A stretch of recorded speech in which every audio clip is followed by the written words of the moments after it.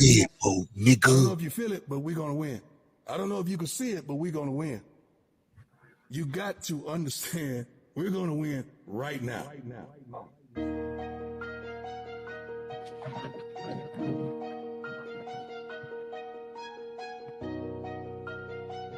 Motherfucking moment of silence for this small chronic break. Deadbolt, nigga.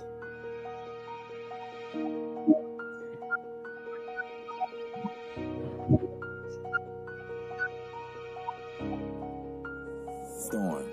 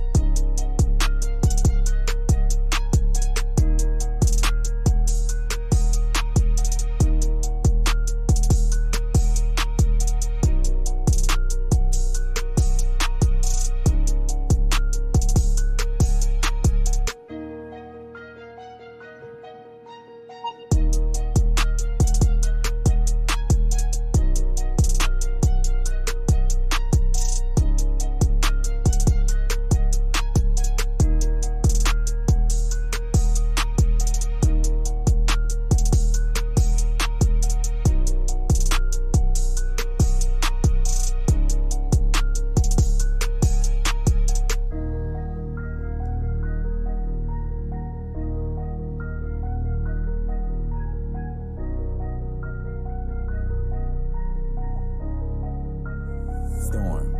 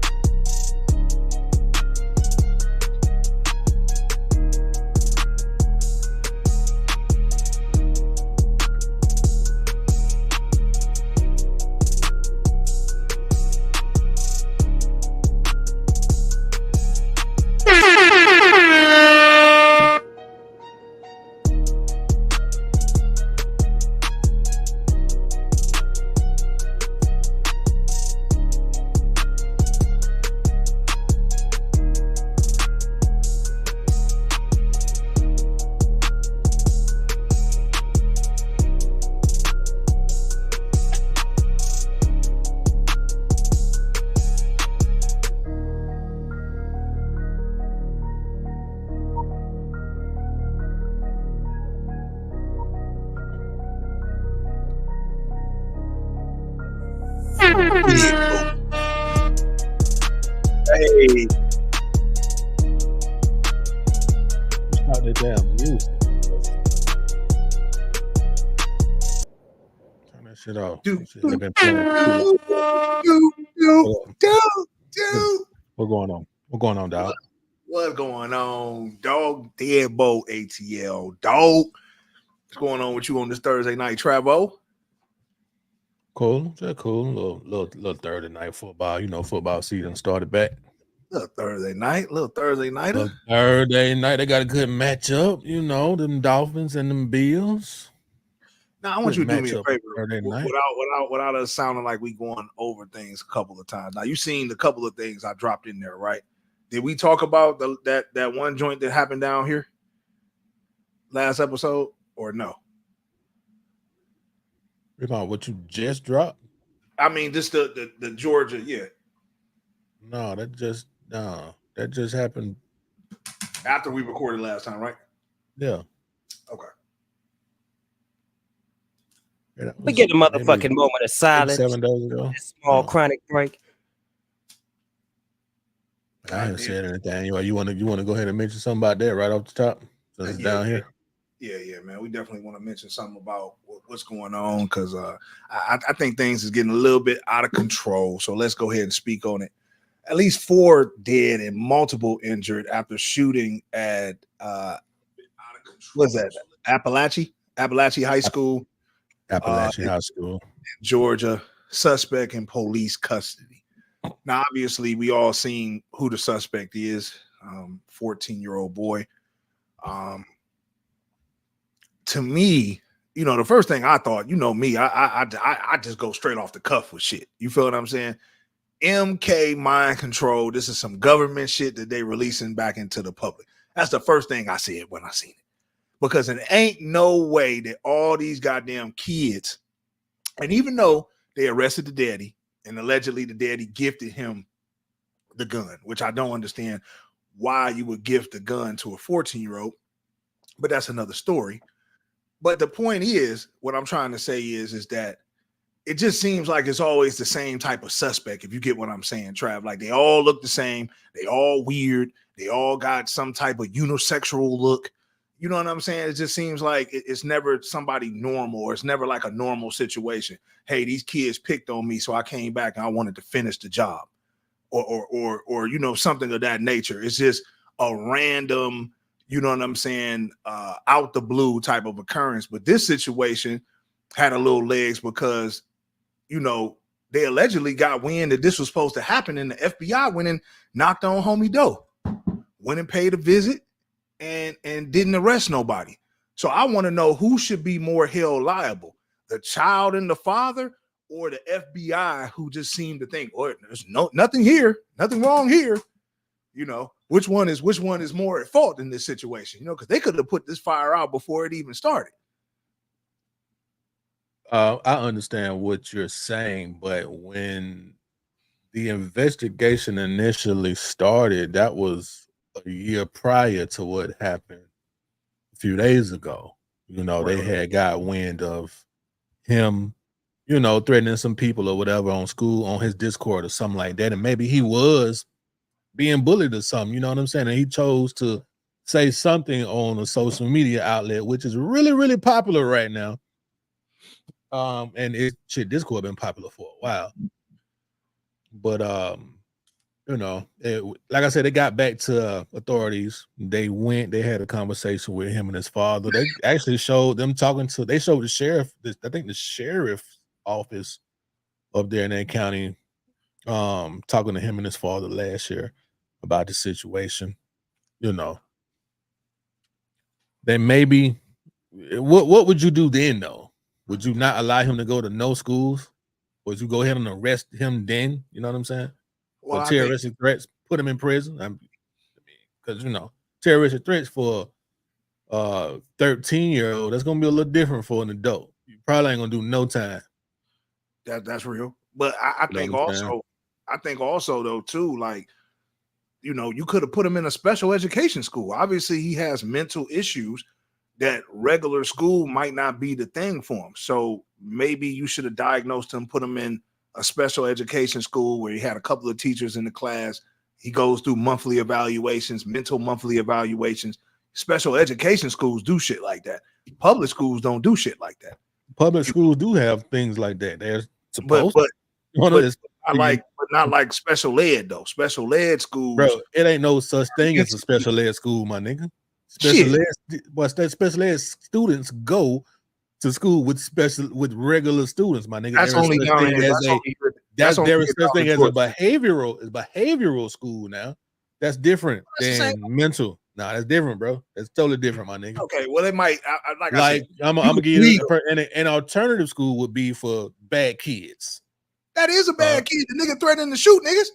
Yeah, what though? He ain't did nothing but say some shit on Discord though. I mean, you know, they should have got his ass up out of here, and he should have went to whatever you want to call it, alternative, special ed, mental health school, whatever. How do we know he hasn't been? We don't know if he has been to anything like that though, my nigga. The school year just started. He's a brand new student, and if he went to alternative school last year, he wouldn't go back this year. He got to fuck up in school. As a person, man, who dealt with this type of programming, right? Alternative schools, if he was in the alternative school, my nigga, he would have to graduate from an alternative school. You have to go through a program to graduate alternative school. You don't just enroll, X-roll, stuff like that. Like, don't work like that, dog. Shit, hell if it don't, nigga. I know personally. But I know personally, nigga, because I went to alternative school twice. I went to alternative school up here in Ohio, nigga. You don't graduate from alternative school, my nigga. Whenever you don't, bro. No school you didn't graduate from. You didn't graduate from alternative school. Hold on. This is Georgia. So let me tell you how I work in Georgia, my nigga. If I'm not mistaken, and I can ask somebody that's in education right now in Georgia. You don't go to alternative school until you fuck up in regular school.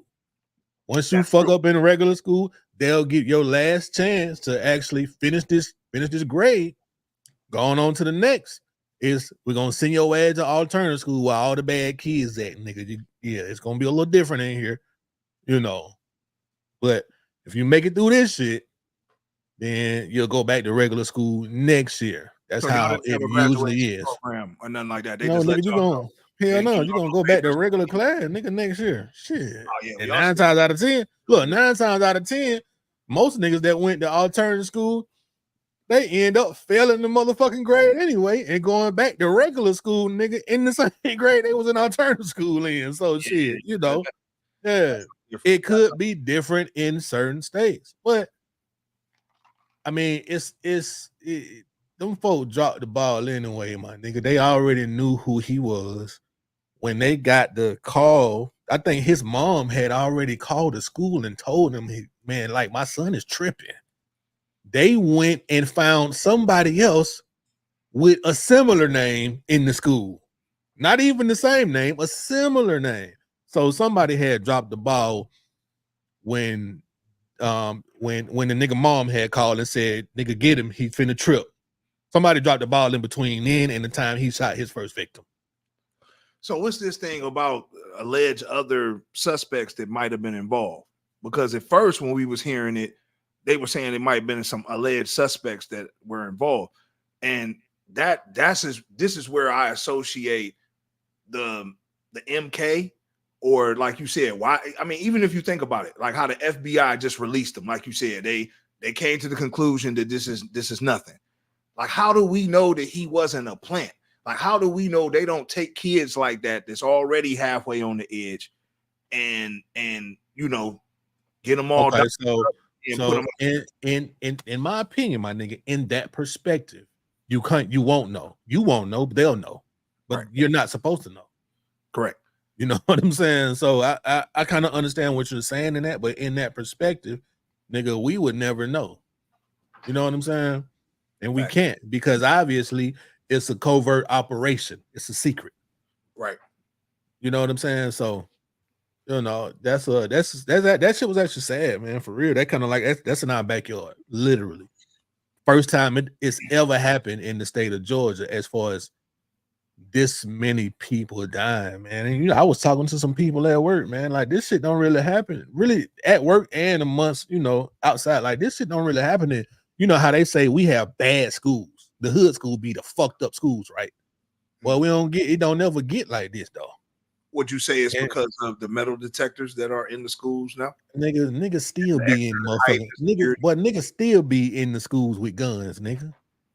I think it's just it ain't our students just ain't shooting out in the school. Nigga might show a pistol and then nigga fuck around and it'll be kept within the neighborhood, bro, or within the school or something. It don't never get out to the point where a nigga shot up a bunch of students and then got to major media sources. It don't ever get like that. You know what I'm saying? If anything, nigga being and got knocked off in the neighborhood later on that night. But you talking about that school? It just don't happen in our schools. You know, I think, you know, the thing about it also, and I agree, like just like in the club, right? You're gonna get a couple of niggas that's gonna get in there that got connects that can get in with pistols and stuff like that. But if the majority of people, they're catching stuff that's coming through the door. So I think that with the security presence that's in the schools, in the inner city, I think that helps to a certain degree keep the major violence down. When you go out to schools like this, there's no way, you know, I'm not gonna say no way, but they don't have the metal detectors. They don't have the additional security. They don't have all that because this is the suburbs. You know what I'm saying? Where I think, like you said, these kids are the most vulnerable. You know, they have the most time. They got the most resources to do dumb shit. You know what I'm saying? Their bellies is full. They ain't wanting for nothing. And they usually get depressed or get on some bullshit. And this is what happens, but it happens far too much around the country. And it's the same type of program. I've never seen a school shooting where it's just like a normal looking dude. Like, bro, dude just went crazy, man, with some bullshit that went left. Gangs started fighting in the school. Niggas just started shooting shit. It ain't never, like you said, it ain't never been that. It's like always something like this in this kind of regard. You feel what I'm saying? Like if we had a picture, and I thought I had it and dropped it in the box, but if you look at the dude, you know, I mean, like it's not somebody. To me, he just like an average white kid though with long hair. He don't really look. To me, he looks like he someone. He might do a little coke. He might do a little cocaine, and that's bad for a rich people. That might skip a class, do a little cocaine, my nigga. You just don't know how many. I went there. I niggas did coke in high school back in the day. Niggas and white boys. I ain't know no white boy that did that shit, but different stroke for different folks. Everybody has something that ticked them off. Everybody got a little psycho one of my nigga. Everybody. I don't give a damn what you say. It just takes sometimes. It takes certain things to spark that flame. You know what I'm saying? Ain't no telling what it was for him. I had heard some shit. Motherfucker was talking about he was transitioning. Like when this shit first happened, I heard he was one of them kids that was transitioning. You know what I mean by transitioning? He was going that he was going that way. He was going the other way. Going the other way, he was transitioning. You know what I'm saying? And he had been going the other way. Okay, he had been going through some things at school, you know, and it is what it is, man. Shit, ain't no telling. Could have been the way. Some shit. It's so look. It's so funny though. He went and shot a teacher first. One of them teachers could have been the motherfucker that was thinking, yo, calling him all kind of shit. You feel me? It's like shit. That shit crazy, man. It ain't. Let me not say that it's not crazy. It's actually sad. It's just sad. I think in closing to this situation, I just think that we need, and to be honest, man, I think this needs to be a requirement in a lot of factors of life, right? But speaking strictly on schools, we need metal detectors in every school. Like metal detectors should be required in every school, every entrance. Like, you know what I'm saying? We also need 2 securities. Should be at least 2 to 3 security guards within every school. The budget. Let me tell you what be fucked up about security though, especially in our communities. It be fucked up because the police officer be doing more dirt than the student. Nigga, what you the police officer? Why you in here smashing teenagers? Nigga, it's always like that, nigga. At damn near all high schools, my boy. And I think you know this. Nigga, the police officers that they hire usually be a little too relaxed sometimes, a little too frisky. Perfect example, nigga. They had a nigga, I remember the last high school I went to, nigga. Cool ass police officer. I can't remember his name. But shit, nigga, this nigga he was caught in the locker room getting domed out, nigga, with the football team. They had one chick in there, nigga, doming everybody out. Get what? The officer was in that motherfucker catching him some motherfucking Georgia Dome also, nigga. You feel me? And so this shit, nigga, that shit happens in all schools, nigga. So I understand what you're saying about a little more security, but then it be fucked up because the security doing bullshit like that. And then what does a young child say? I'm the police, nigga. You can't say nothing. True. You feel what I'm saying? So we gotta take motherfuckers. Ain't gonna say motherfucker. We just gotta take people through some kind of evaluation, some kind of mental evaluation, just to see where they mind be at, especially when you putting men of authority around children, teenagers. That's true. You know what I'm saying? It's something gotta happen, bro. Cause I don't, nigga. Look, you shouldn't be you shouldn't be fucking with students, period. You know what I'm saying? Like, you shouldn't be. It is what it is, my niggas. Not especially, it's kind of like a teacher. Teacher can't fuck with students, even if you in college. They could be grown. Nigga, I think you're still going to go to jail if you are a teacher and you are teaching a grown student. It's still gonna be jail time, my nigga, if you get caught. Because there's something about the authority figure. While you in school, you can't do that shit, bro. I have to look it up, but yeah, like, you know. But yeah, that's a question. Go ahead, Go ahead, dog. My bad. And no, you good, man. You know, people love to hear you talk, but I'm just dropping a couple more things or whatever. Obviously those will go later. Let me go ahead and run couple comments, man. We got Chamon in the building. We're going on Chamon. Chamon said, "What's the word, fam? Just cool on the third night." What's happening, man? We got Angel Hall. Angel Hall, thank you for joining us. Angel said, "Why was everyone so devastated and hurt when Tupac died in 1996? They say he was more than a rapper. He was special." You can go ahead on that, bro. Angel, why did you drop that comment? Well, no, that's cool. That's cool. That's a YouTube. I see it's coming from it's coming from YouTube. Yeah, it's straight coming off the tube. Well, I think why was everybody, to answer your question, Angel, we appreciate you for tuning in and dropping that comment.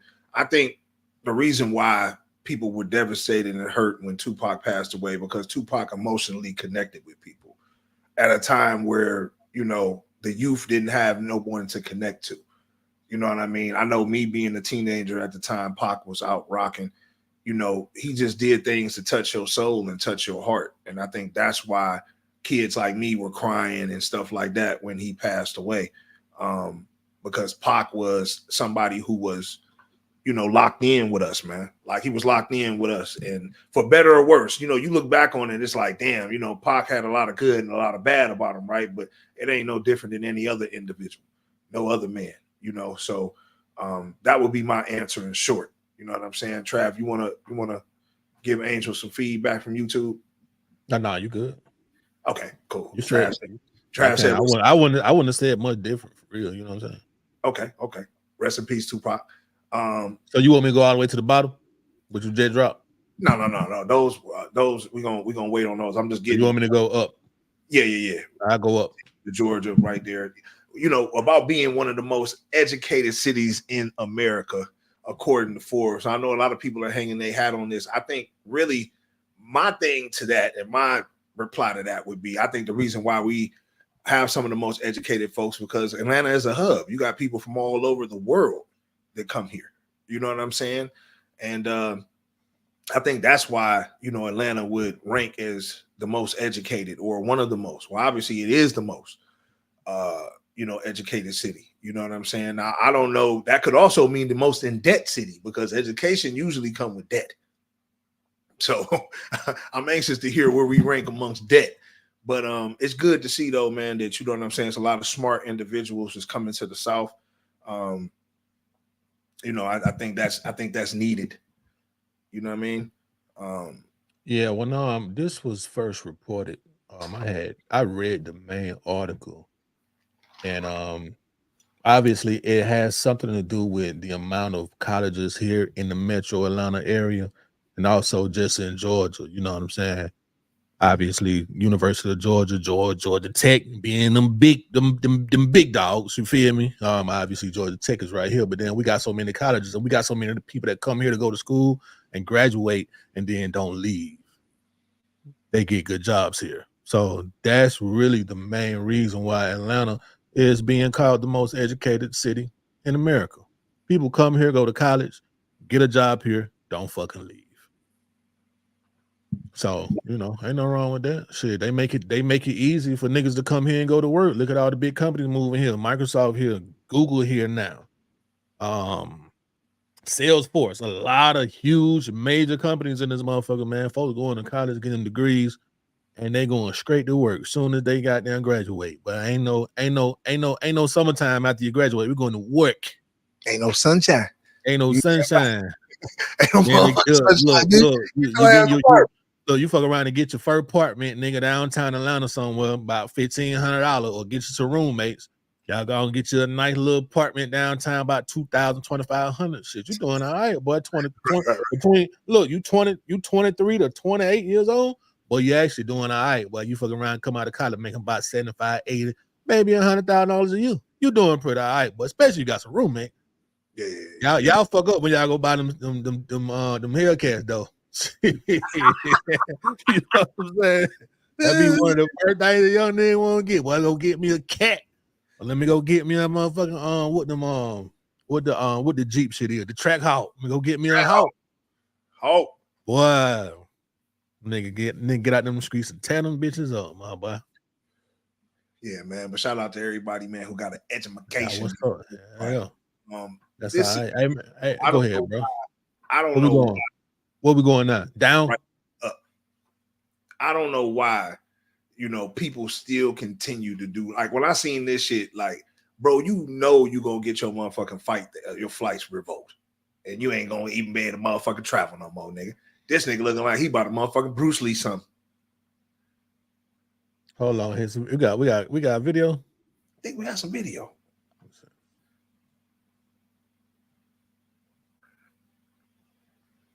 Right, what we gonna do?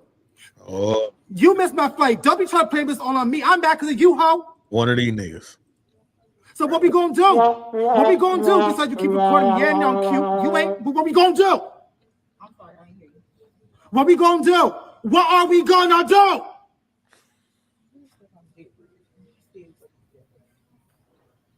I mean, you can record all day. I'll drain your battery, bitch. But what we gonna do? Maybe miss my flight. What we gonna do? One of these niggas. That's all I'm gonna say. One of these niggas. That shit crazy. What we gonna do? Man, these niggas be deep. Hey, man. This shit crazy. Nah, let me not say that crazy, man. You feel about how I feel. Like, man, sometimes, man, y'all just be doing too much. Nah, it ain't even customer service. Well, she chilling. Not but even they be that. doing too much, man. They be doing too much, bro. You know that. Them folk be doing too much, man. What I was about to say though was customer service is goddamn. It's like customer service. What I want to say? Like, I'm losing it. Right, quick, like, well, that's sexy, crazy, cool Virgo. Shout out to you for being in the building tonight. She said, he too sassy. You know why he's sassy, though. You know why he's sassy. Too sassy. Yeah, he definitely too sassy. But I think, man, customer service is definitely underpaid, bro. The amount of abuse that customer service motherfuckers go through dealing with customers and shit like that. Like, shout out to Jamon, man. Jamon said, man, they more extra than actual women. I'm trying to tell you, bro. That's why I was like, that shit ridiculous, man. Man, that shit ridiculous, man. His sassy ass on home, bro. Yeah, that shit is ridiculous. Like, nigga, go to the gay club, nigga. You got it. But yeah, man, like, y'all know what we on, man. It's Deadbolt ATL. All the hip hop news, everything affecting our culture and all the fuckery around the goddamn galaxy. You know what I'm saying? What we gonna do? What we gonna do? I'm sick of this shit, nigga. I'm sick of this shit, goddamn it. Get a motherfucking moment of silence. You know what I'm saying? For this small crowd. Man. But I found this as we get into the news and moving across the galaxy. I knew this was crazy, but this shit is getting out of control, bro. It's getting out of control, like real shit. And the OnlyFans creators reportedly made more money last year than every single NBA salary combined. Man, you gotta drop a bomb for them motherfuckers, man.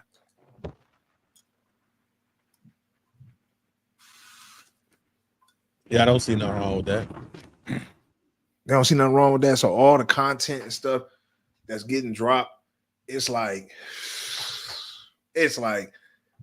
crazy though, because you got some niggas that's really making some paper. Yeah, you got some really making some but paper. Guess what?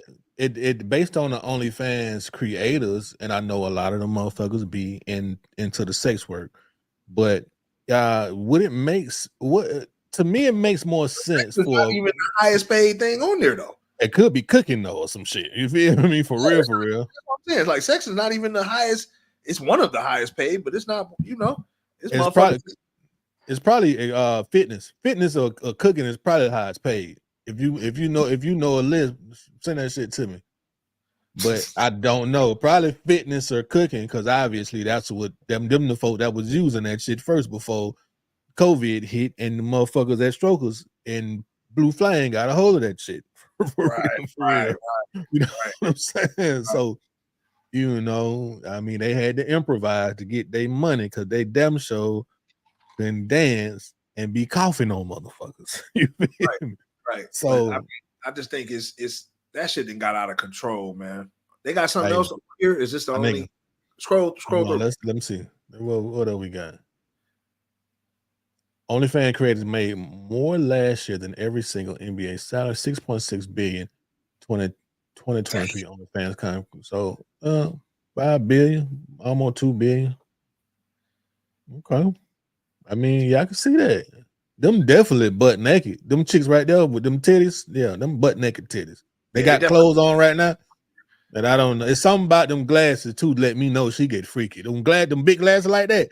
Yeah, they get with it. Yeah, they get with it with the glasses on too. Yeah, you definitely get with it. You got them glasses They on. get with it, man.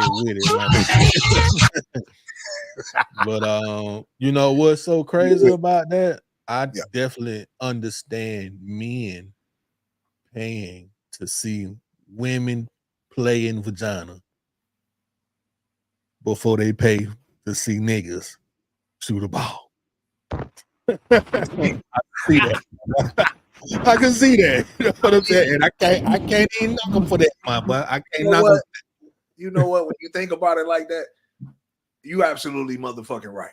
Like, can't you feel me? Because we gotta understand that a fan is just short for fanatic.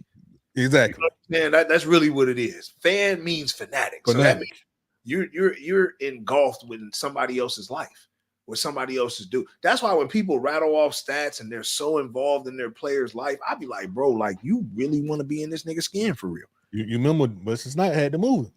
Yeah. You remember that shit? The Fan? The Fan, yeah. Yeah. Robert De Niro crazy as hell about this dude. That shit crazy, man. Yeah, man. But shout out to the OnlyFanners, man. Hey, look, man, I advise any woman that looks halfway, you ain't even got to look halfway decent. If you out here poor, put your pussy online. Damn. That's all you got to do. Put your pussy online. You ain't even got to show your face. Or look, if you got some nice feet, put your feet online. Motherfuckers is making hundreds of thousands of dollars a year for foot pictures and foot videos. I will condone a woman doing something with her feet or doing some shit like that. But at the same time, I shout out to women who don't go that route. You know, shout out to them too, though. Yeah, that shit, man. I don't know too many women that make it successfully out of that route. I've seen some of the baddest women go into that game and get shitted out. Like, you feel what I'm saying? So it's kind of like, and it don't matter if you a waitress, it don't matter if you dancing. It's just the atmosphere in there. You feel what I'm saying? That's something that, you know, not too many people make it out on the other side successful. And then when they go in there, their mind frame changes. Like to me, dealing with a dancer is not about because she strips and shows her body. It's the mindset that's developed in these strip clubs. Like when you talk to a chick that's dancing, she got like a whole different. If she's selling pussy as she dancing, she got a whole different mind frame from a woman that take herself to work. You feel what I'm saying? Like the woman that take herself to work and all, she got a whole different mind frame. She not thinking, you know what I'm saying? Like some of these, you know, it's just two different mind frames for real. So, I would never recommend somebody to do that and stay sane. Now, if you already trash, then go ahead by all means. But I wouldn't recommend a good girl, somebody who got a high moral standard, to go try to dabble in the devil's playground, because you know, whatever. Like I'm telling you, bro, and I don't mean what's crazy. Go ahead. The women that you're talking about, they idolize the women that around here getting the bag, nigga, all motherfucking busting their pussy open. They envy them sometimes, my nigga. Like, damn, this bitch got what I want. Facts. But they just not going, what they will call, they not gonna stoop to that level just to get some money. But get what though, nigga, they'll try to get that shit out of you. Yeah. You know what I'm saying? I mean, it is what it is. They might be like, man, I ain't going no strip club. You know what I'm saying? Or I ain't finna goddamn hit myself out with old dildo on Twitter. But let me see if I can get this nigga to take me out because he got the bag. Let me see what I can get out of him. Facts. You know what I'm saying? That ain't all women. That is not all women. I'm not saying all women do that, but we know it's a lot of them, but especially when they go on down their Instagram timeline and they see motherfucker that just came from overseas with that Fred BBL. They got them Louis V bags and luggage and shit. They hopping into that S-Class Benz. You feel me? They paying that $7,000 rent downtown Atlanta. Condo.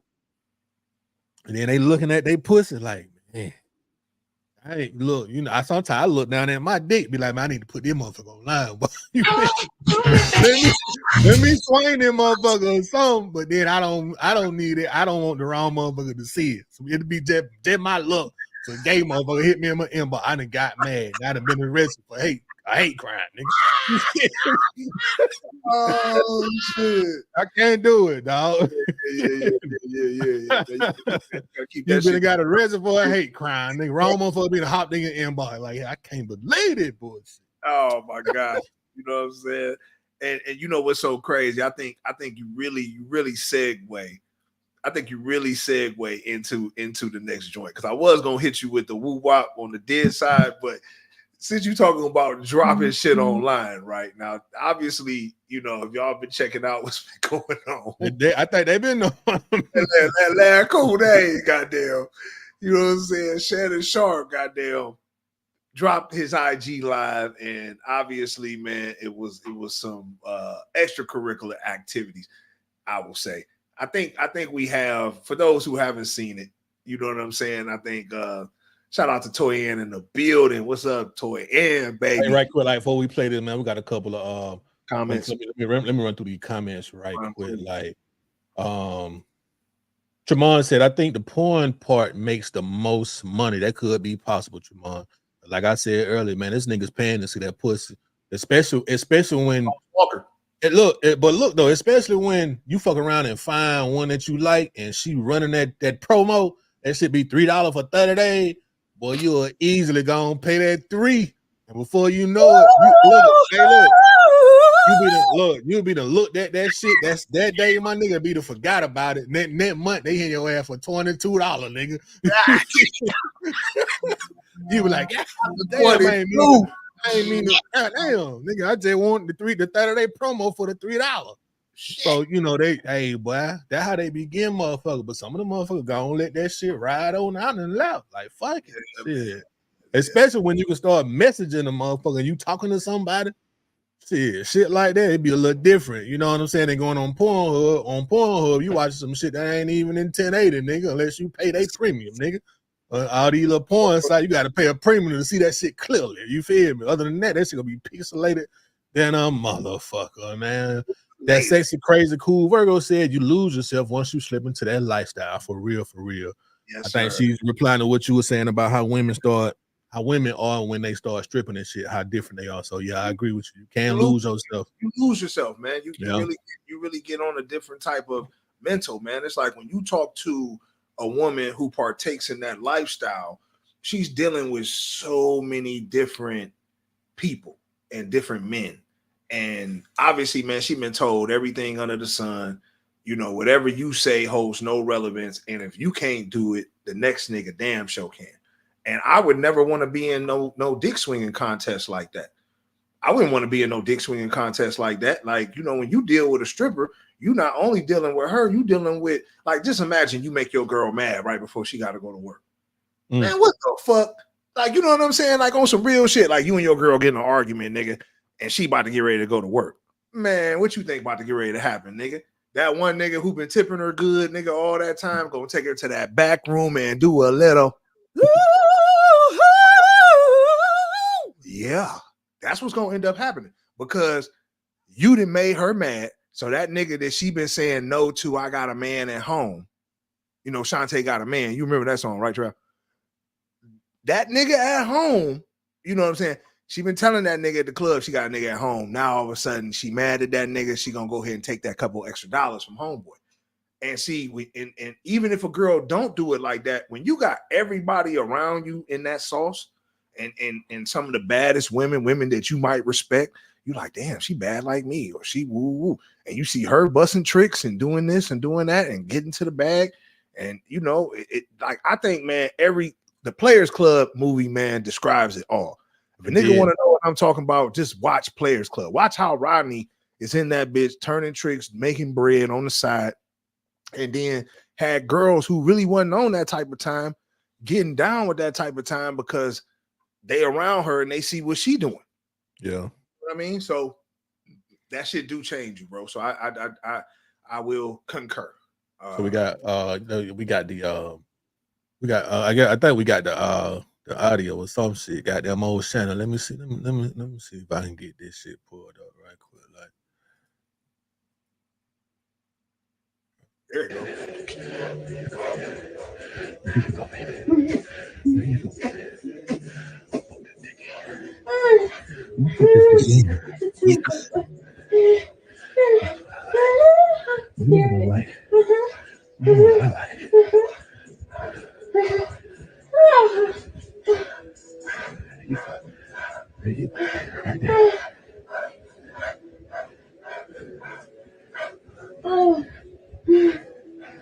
you go.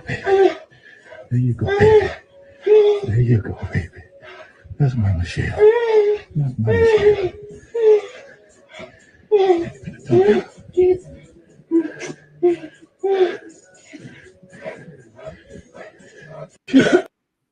goddamn aunt said, nigga, I still got that motherfucking scrote, boy. Listen, blow her back out, goddamn Michelle. Listen, I definitely like when I first, and he came out and apologized and shit like that. But when I first heard this shit, I said, man, with all the rumors going around about Shannon Sharpe and his sexuality, this is why I think this shit came out. Last time Shannon Sharpe went viral outside of Cat Williams, it was for him hopping out of a truck and having like a certain walk and a stance about himself. It was like, that look a little zesty, it's a lot of zest talk around Shannon Sharpe. So for this to come out, I think it helps protect his masculinity, right? Protect his manhood. And I think that's why this, end up dropping. I think that's in direct correlation because anybody who follows Shannon and sees what's going on, his style is a flamer. And like I said, I have nothing against flamers. You could do what you want to do. You can flame till your flame go out. But what I'm saying is he travels everywhere with this nigga. This nigga sits courtside with him, ain't no chicks. That's the nigga he with. Nigga be brushing his coat for him. It's just a little too. So this shit coming out for me, this is what this symbolized for me. I was like, oh yeah, Shannon trying to clear the air. He just want niggas to know. And even though people who fuck with girls can fuck with niggas too, I get it. But at the same time, it quells some of those rumors because shit, if he was really all the way on boys, it would have been this. That's what motherfuckers would say. Like that's what people would go with. You know what they saying, right? They saying that shit was fake. Now you know what Michelle that is. Michelle who? Man, they saying that goddamn Barack old lady, man. Oh, okay. Well, shit. Nah. I don't know, man. I don't know. I'm talking shit, bro. I'm just being funny. I haven't heard that anyway. I did watch. I think him and Ocho, they were talking about it last night. Ocho was like, "Was that Michelle Pfeiffer?" I'm saying, obviously. Old Shannon got a thing for a couple of white chicks. You know what I'm saying? It is what it is, man. He live in Atlanta though, so he probably have his way with whoever he want. He got a little bread. You know what I'm saying? He on TV. He famous. Got a little swag by himself. He in the A. He probably play how he want to play. That is true. Like so we, regular nigga, we all know how shit go down here in Atlanta. But if you get out there, man, you can. It's a ball game. You do what you want to for real. If you get out there, shit. But it's. I personally think that's why this shit came out. It could be possible though. Yeah. Just be all the way 100. I mean, because he's not getting disciplined from his job, anything like that. This doesn't make him look bad. Yeah, it's embarrassing, I guess, as a grown man to have your shit leak, whatever. But it's still something where I think the majority of the masses who follow and really see what's going on with Shannon would probably be in between at the very least and say, like, man, that nigga might be bi. Let me ask you something though. Why is it embarrassing for a grown man to bust Well, cheeks? that's what he said. I mean, that's what he said. Oh, he said, okay. I was embarrassed and shit like that. You know what I'm saying? So, I mean, that could have been a thing to where, you know, maybe he was feeling embarrassed. You know what I'm saying? Or whatever the case may be. Crazy says Cool Virgo said, goddamn, Michelle was faking that orgasm. I don't care. Yeah, listen, I definitely agree with you, girl. I mean, I think ultimately that do sound like a motherfucking, that do sound like a fake ass orgasm. I mean, that shit didn't sound authentic. That's what I'm saying. Guess what? If she faked an orgasm and he wasn't paying for the box, she took a major L. Damn. You know what I'm saying? It is what it is. You know, city boys up. Shannon Sharpe was busting them cheeks. It don't matter. He got what he got down wanted to get, and it is what it is. So, Michelle, if you were faking, hopefully you got your little paper behind that. That's all I'm gonna say. Facts. You know what I'm saying? No, you right about you right about so that. The way he talking to you, it wasn't y'all first time. You know what I'm saying? Shit. Yeah, man. What we got in there, my boy? Oh, you didn't my dad disappeared. I'm back. So yeah, I mean, to close out with that Shannon shit, bro, like I said, to different strokes for different folks, you know, but that shit's for me. I feel like I get why you did it, Shannon. And if you did it for those reasons, bro, I can't be mad at you. A little redemption. Yeah, I can't be mad about that shit either. Like, niggas think you out here one way, you got to show niggas you the other way. So whatever you needed to do that, salute. You know what I'm saying? So we'll move forward. Next situation, though, obviously, is to me something that is you know, this shit has obviously been getting a lot of headway about the Kendrick Lamar Super Bowl. You know what I'm saying? They selected to do the Super Bowl here in New Orleans. And you know, people are in an uproar, so to speak. Everybody's like, man, you know, it should have been Wayne. It should have been Wayne. Why are they insulting Wayne and not selecting Wayne? You know, it was an old clip, obviously. I guess that's what we was going to show at the beginning. You know, okay, yeah, but it was the old clip of him basically speaking on wanting to do the Super Bowl. And I think a lot of people who know Wayne know he's been talking up this Super Bowl in interviews and everything for the past year. You know, does it make sense, I think, to have a Lil Wayne do the Super Bowl in New Orleans? Abso-fucking-lutely. Lil Wayne's catalog. Lil Wayne has a catalog. Lil Wayne could have done the Super Bowl. I find it kind of fucked up because him and Jay-Z was just recently seen with each other like maybe about a month ago. You know what I'm saying? And they was all kicking it. I think it was a couple other people, but they was kicking it. And you would have thought that would have definitely been in a discussion. You feel what I'm saying? Or you got to know that Wayne had to know something. Like, think about it. Like, you don't think Wayne? I think he knew then. Yeah, that shit had already been decided. Yeah. So I think maybe it went over Jay's head. Maybe it was somebody who was just like, "No, we want to have Kendrick. We want to ride this wave," because that They Not Like Us is going to now go into 2025, and obviously that's going to be the anthem for the Super Bowl. That's what they're paying him to be there for. Even though he'll probably have an album that drops before then and everything. Oh, you know Kendrick? Yeah. I think he'll have an album. He's not dropping that. You don't think so? No. Well, he just dropped the song, though, but I don't see Kendrick dropping the album. I don't see that at all. Not before the Super Bowl. If anything, he'll drop something after the Super Bowl because he got that buzz behind the Super Bowl. He'll hit probably summertime, you know what I'm saying? But I don't see him dropping no album. So the thing that Not Like Us is going to be the song that goes for everybody, right? Like that's going to be played and shit like that. I don't know. He could probably perform that, but go ahead. He's gonna when you hear what I say, you're gonna be like, I ain't talking about that. But go ahead. I'm interested. So obviously, Not Like Us is a diss song towards somebody that is from Canada. Right. This could be the NFL taking a shot at the CFL. Y'all ain't like us. You know what I'm saying? You just never know. You know what I'm saying? Because it's been played out strategically, obviously. Yeah. I mean, that song can be adopted and put in any situation. You versus another person, they're not like you.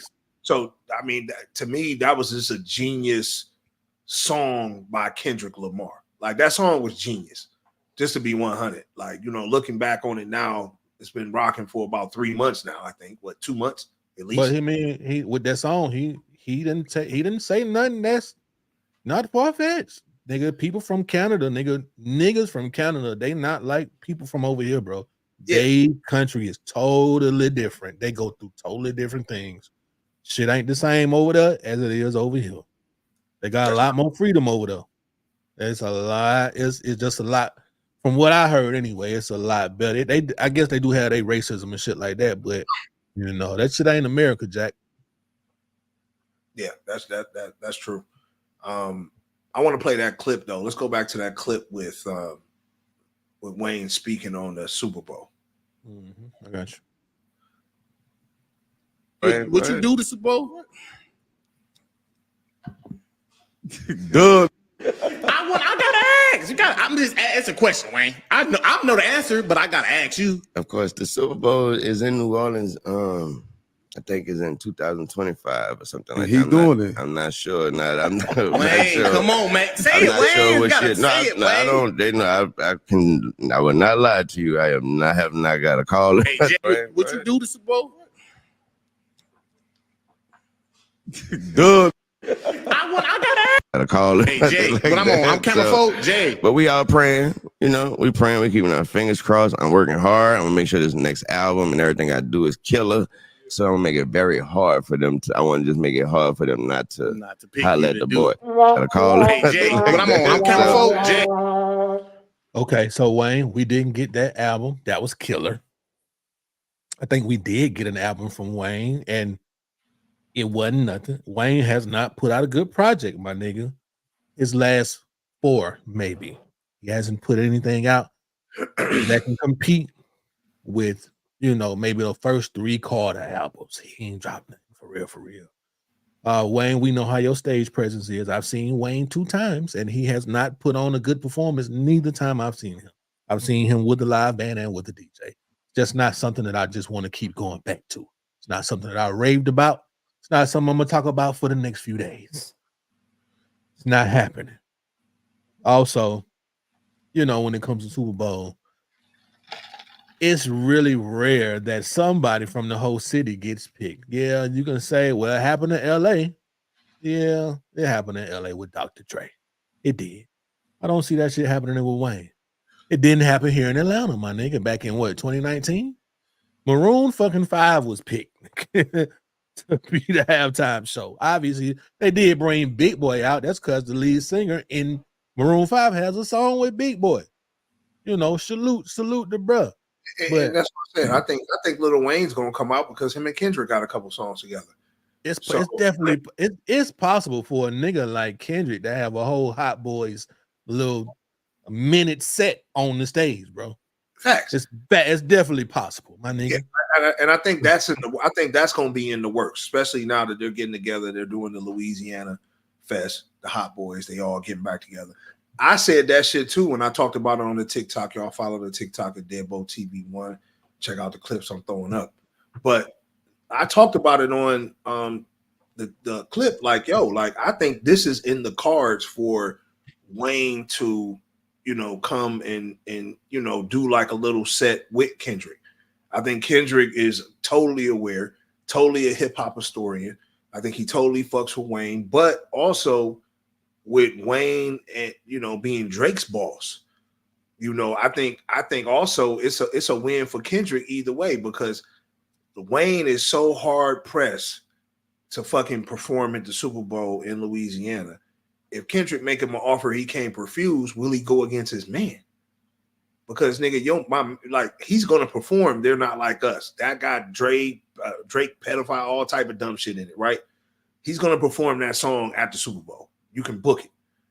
So if he's gonna perform that song, and obviously you and your artist and him are beefing, where does that leave you at, Wayne? Like where does Wayne stand with that? If you get what I'm saying. So I think it makes it hard for Lil Wayne to accept now that Kendrick is basically the headliner. You know what I'm saying? I think it makes it hard for Lil Wayne to accept that, bro, because that's totally gonna go against Drake, bro. That's totally gonna go against Drake. And then it also make like Lil Wayne just had to Kendrick shot him a solid. It don't mean that the Super Bowl was fucking with Wayne. So if I was Wayne, I wouldn't do it anyway. Even if Kendrick called me, I would say no disrespect, Kendrick. I ain't got shit to do with what you and Drake got going on anyway. But I ain't about to fuck with you because you fucking with my man. And then also, it just make me look like the little brother, so to speak. And I know you probably respect. I think Kendrick has a deep respect for Wayne as far as Wayne's history and rap and all like that. He probably would think Wayne is the big bro. So I don't know how that dynamic would play out. I believe he would think Wayne is the big bro.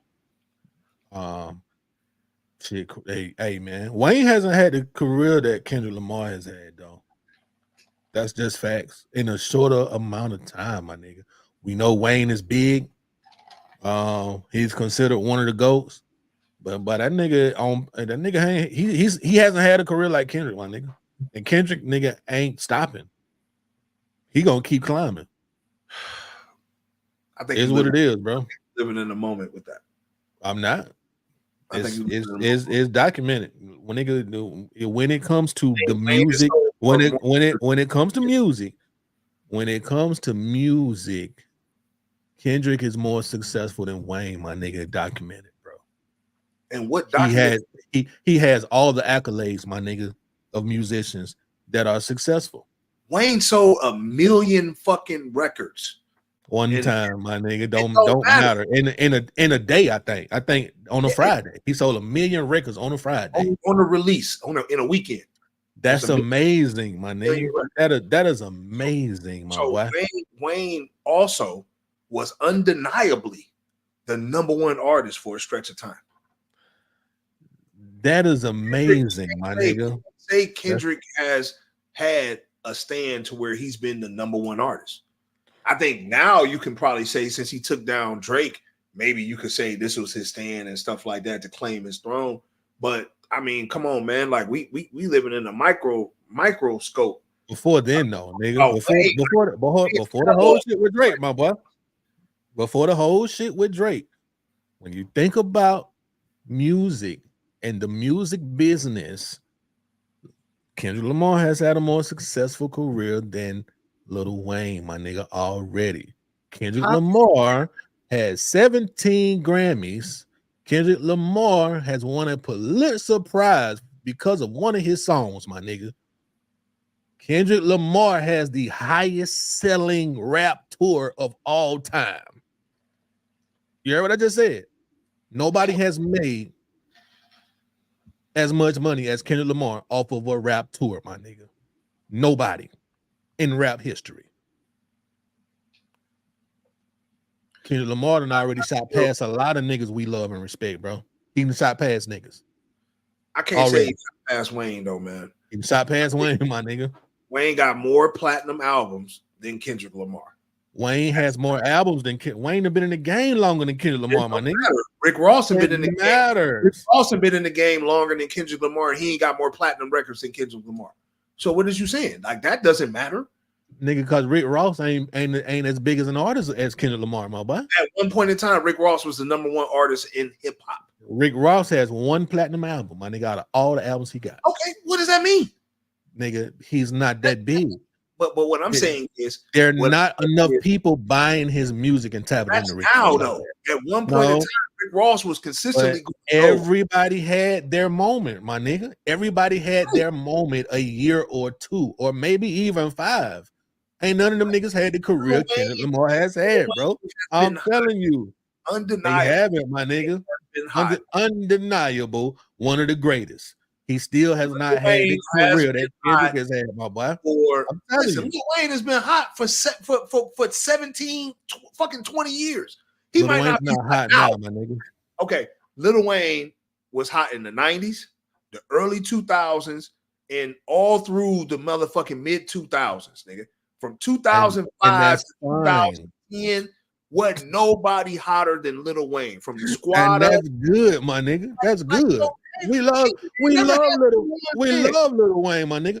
Kendrick hasn't been rapping that long. So how are you going to say that he's more? He surpassed Wayne, bro. He's more accomplished than Lil Wayne is, my nigga, in the music business. Because you can look up his accomplishments and things that he's done, and it's right there in your face, my nigga. Look it up. That's all you got to do. I've already gave you some accomplishments, though. I've already said Lil Wayne platinum 7 times. 7 times. That means that nigga that had 7 albums. I mean, he had Lil Wayne got more than 7 albums though. Lil Wayne has more music, my guy. Little nigga, Kendrick done surpassed, bro, my nigga. How does it? Okay, so if he has more music, more platinum albums, you're not thinking about it. You're not thinking about it in the right manner, my nigga. You nigga, you're not. Molly has multiple songs with a billion streams. You're still not thinking about it the right way, my boy. How you gonna say that? You're not. Has passed up Lil Wayne. He has, my nigga. He gonna keep going too. He gonna keep going. Listen, he's gonna get more popular and more popular, my nigga, as he ages. Stay more relevant than Wayne for a longer stretch of time, where I think his music is respectable. I think where Wayne fucked up at is Wayne took listen what I'm about to say real quick. I don't want to forget my thought. Lil Wayne took short-term success with the culture as far as the face tats, the drugs, and all like that. Took short-term success and it canceled him out long-term because Wayne can't recover. Where Kendrick is going to be able to age gracefully. You feel what I'm saying? He'll be able to age gracefully in music, and I agree, probably will ultimately end up accomplishing more when it comes to our type of music that I like. You feel what I'm saying? But I think when we talk about the effect on the culture that Lil Wayne had and the reign that Lil Wayne had, I don't even think Drake, because I'm old enough to remember what the fuck Wayne had going out here. And I cannot discount this man, man. Like, this man at one point in time, bro, like, was too fucking hot. Too hot. Too hot. Jamon, when the last time we actually seen Wayne and Drake together? I think that's a good question. That's a good question. I mean, I think they did a show. It wasn't too long ago, man. Drake is always paying homage to Wayne ever since he hit Wayne girl while he was gone. You know what I'm saying? He lightweight kind of been giving Wayne his flowers and shit like that for a long time. And Wayne is still in some sort of fashion eating off Drake. You know what I'm saying? So I don't think they got no issues, but it is crazy that none of them kind of stood next to him when all this stuff was going on. You know what I'm saying? Like, nobody really stood next to him and really you talking about from his camp, from Young Money? Like Lil Wayne, and I think Lil Wayne had a show and they showed him with like an OVO shirt on, or it was something like that. Where he had that going and stuff. But ultimately, man, I just think that Kendrick Lamar is going. I think he's gonna make a play. It's gonna be a play. Kendrick Lamar go invite Wayne out. I don't know if Wayne's gonna take it. Should Wayne take it? I think he should. You know what I'm saying? I mean, I personally think Wayne should take that shit. Personally, I do. But we'll see what happens. But I do feel like it was disrespectful ultimately for the NFL not to choose Lil Wayne. But I think they made a good decision by, getting Kendrick Lamar because he's the hottest artist in the world right now. You know what I'm saying? So, I mean, no matter where it's at, it's gonna sell. And they can give two shits about catering to Louisiana. They're trying to cater to the world. They're just playing it in Louisiana. So the world probably wants to see Kendrick. The world is like more like, hey, like they all for it. But it's the people in hip hop and the people feeling like Lil Wayne, like you said, is a GOAT. He's a legend. Super Bowl back in New Orleans, it makes sense to have it, you know, themed with that. But maybe they didn't. They looked at the catalogs and was like, man, we don't want that type. You know, what we gonna play? Lollipop, fucking. Would it bother you if? Would it bother you if Kendrick dissed Wayne nigga in New Orleans at the Super Bowl halftime show? I mean, I can't think figuratively. I don't think he would do nothing like that. I don't think he would diss Lil Wayne at all. But I know he considers Lil Wayne to be the greatest rapper of all time. Yeah, so I think this is what I'm saying. Kendrick is hip to what's going on. Obviously, that's why he dropped that song, like you just said. He knows what's going on. He knows what people are saying. I think personally, he's going to try to invite Wayne out and do like what you said. Make it a little hot boy thing, have something going on with Wayne. Will Wayne accept it? I think if he does, it's going to strain their relationship between him and Drake. You know, I don't know how that's going to play out. So we'll actually see. Like I said, the only way I think Wayne won't do it is because of Drake, and also because there's been such a big deal made about this whole thing. You know, it's going viral about him not actually getting the bid for the halftime show. So it's like now you're gonna be like the little brother and take the lesser role and come perform in somebody else's set. You know, I don't know. So like I said, his pride might not let him do it more so than Drake. I think if the pride didn't have nothing to do with it, he probably would do it. You know what I'm saying? Because it's definitely a good look. It's definitely good exposure. You know what I'm saying? So we'll see what ends up happening. This situation right here, though, man, I wanted to show you this, bro. This shit is crazy. I've never in life seen nothing like this. And when I seen this, I said, man, what the fuck? What type of sperm went into her, my nigga? Like, what type of full size that trap? What type of sperm went into that? Like, nigga, she is pregnant with 18 babies, bro. Yeah, something ain't right about that. Like, that's crazy, ain't it? Like, that's crazy as fuck. No, this almost look like experiment. You think it? Yeah, this actually the doctor, that dude behind her, whoever, obviously they got music and shit playing, so I don't, you know, for copyright reasons. But I don't know, it's just something really weird about this right here. Yeah, his actions, the way his facial expressions are. She look like she's suffering. This look like some weird experiment. And it ain't. Maybe it's bad on her, but obviously they're trying to see something, especially if she has 18 babies in her stomach. This is actually weird. This is real weird. Motherfuckers be trying anything out here nowadays, man. It is what it is. Yeah, man. That shit is fucking. That shit is fucking nuts, man.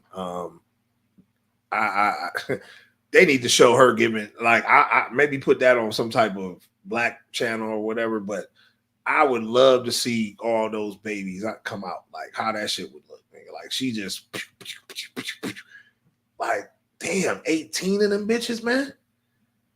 Like, that shit is crazy. They and that bitch nigga fighting for life. Nigga, they and that bitch fighting for life for real.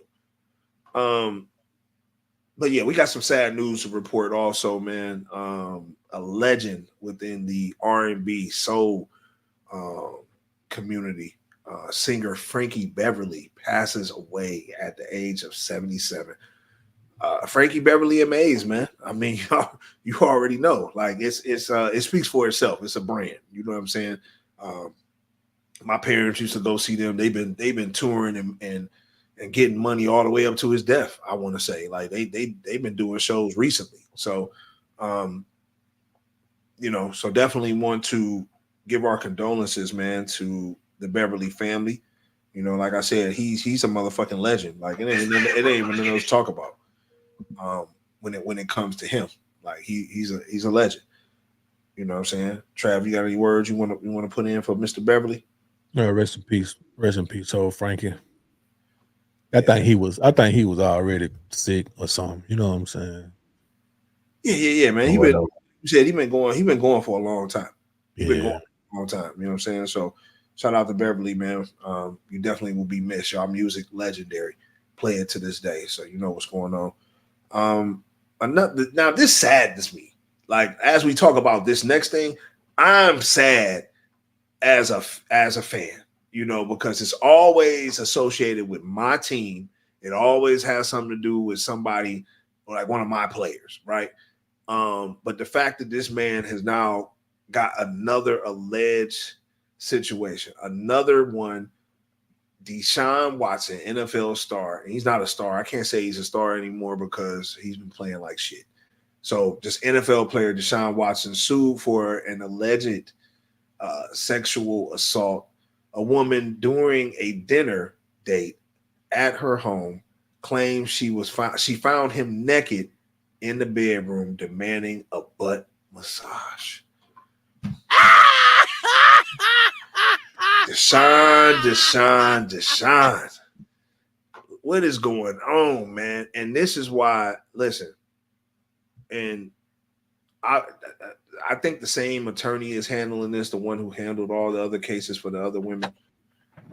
You know, the fact that this is coming out, it just, I don't know, man. I hate to think that, bro, you got a real problem.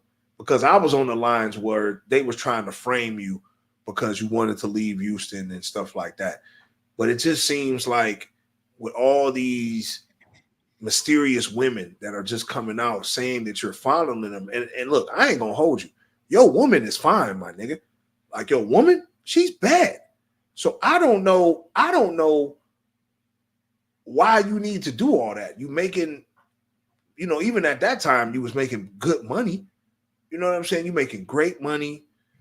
You a star in the NFL. You don't need to take anything from no female, nigga. A nigga with $5 ain't got to do it, let alone you. So it's like, I hate that your career, and obviously, you know, they played the Cowboys on Sunday. His career has went, you know, I can see you knowing about that because this came out on Monday. I could see you knowing about that on Sunday. Somebody had to tell you, your lawyer or something like, yo, this is about to come down the pipeline, right? So you in the game, playing the game, knowing that something's about to come down the pipeline, another allegation. And this is why you played a crappy ass game. But this, as a football fan of my Cleveland Browns, I don't give a fuck, my nigga. I'm tired of you fucking getting into this shit or this shit lingering. Like it seemed like every other month they dropping a new one on you. My thing is, I hope the Cleveland Browns can just get out of his contract at this point. I hope that it was something in the contract that said, hey, if something else comes about or if any other allegations come that might cause a warrant of suspension, we're getting out of this thing. And I hope that they have something in the contract, bro, because the fact that we gave up so many picks and everything for this man and to get this, what we got in return, man, it's depressing, my nigga. Like, it's depressing just to see this shit continue to go down the way it's going down. Like, nigga, you need a butt massage, and they playing you for real. And if you ain't did the shit, I understand lawyers try to tell you don't say nothing. Fuck that. I'm going on my gram, nigga, and I'm telling motherfuckers like, nigga, this shit don't even sound right. What the fuck? I need a butt massage from a chick for? Like this shit is ridiculous, nigga. I'm not about to keep avoiding the questions and dodging, having my lawyer speak for me, nigga, while everybody think, nigga, I'm fucking just a fucking serial misogynist, nigga. Like, what the fuck? Like, no, bro. Like, no, it can't go down like that. I'm saying something, nigga, at this point, my nigga. Tremont said, honestly, just don't believe that. And then she tries to put some sauce on it with the butter massage. Tremont also said, because he already got the jacket on, he won't get benefits of the doubt anymore. Interesting. That's that. I mean, I think you're right about that. That shit weird though, man. It's like Deshaun. Then you know what? It seemed like just Deshaun Jackson going through so much crazy shit. Y'all had Baker Mayfield, decent quarterback. He went on to Tampa Bay. Seemed like he became better. Deshaun Watson, I felt like was a better quarterback than Baker Mayfield. Left Houston, with all the whole sexual assault allegations, and he's just been on the decline since. Decline That like shit it's so weird. You were such a good quarterback, and now you're just you want your butt massage, nigga. You know what I'm saying? Like, and you're demanding it. Like, come on, man. You got so much paper, and you in the city of Houston. It's not like you're playing in cities like fucking Utah or some shit like that. You feel me? You playing in the city of Houston. You from Atlanta. Like, you come on, man. Like this shit. So I just think, man, this is another distraction. I think this is affecting his play in some type of way because he hasn't had a clear bill of thought. You know what I'm saying? Once he got going last year, he got injured. So now it's like, now you got this shit coming up again. So what are we going to do now? Like I said, I'm hoping the Browns can get out of this fucking contract, bro. I don't like the fact that he plays for my team anymore. Like you got to roll, my nigga. It's too much. It's just too much. It's like whoever you pissed off, if you didn't do it, and I'm still on the fence about it, but I personally feel if he did not do it, he would say something. Like he would say something. Like, nigga, you got me fucked up. Nigga, we not about to go through another year of this shit. I would have said something. Fucking attorney, fuck all that. Because you're going to defend me anyway, Mr. Attorney, because I pay you. But I'm saying something. Like, I'm gonna say something. So we just got to see how this shit play out, man. I feel bad for him. I feel bad for my team because he's the quarterback of our team.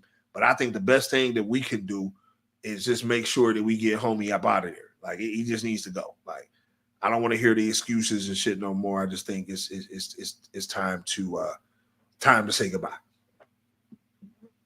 You know what I'm saying? It's time to say goodbye.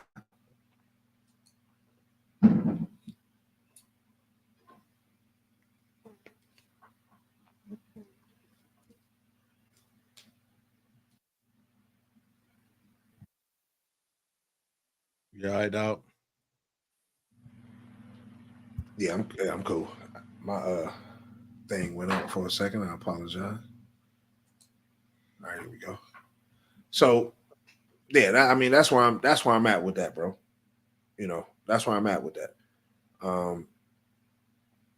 Now moving forward, obviously, you know what I'm saying, past the Deshaun Watson thing. Like I said, I hope that we can somehow get out the contract.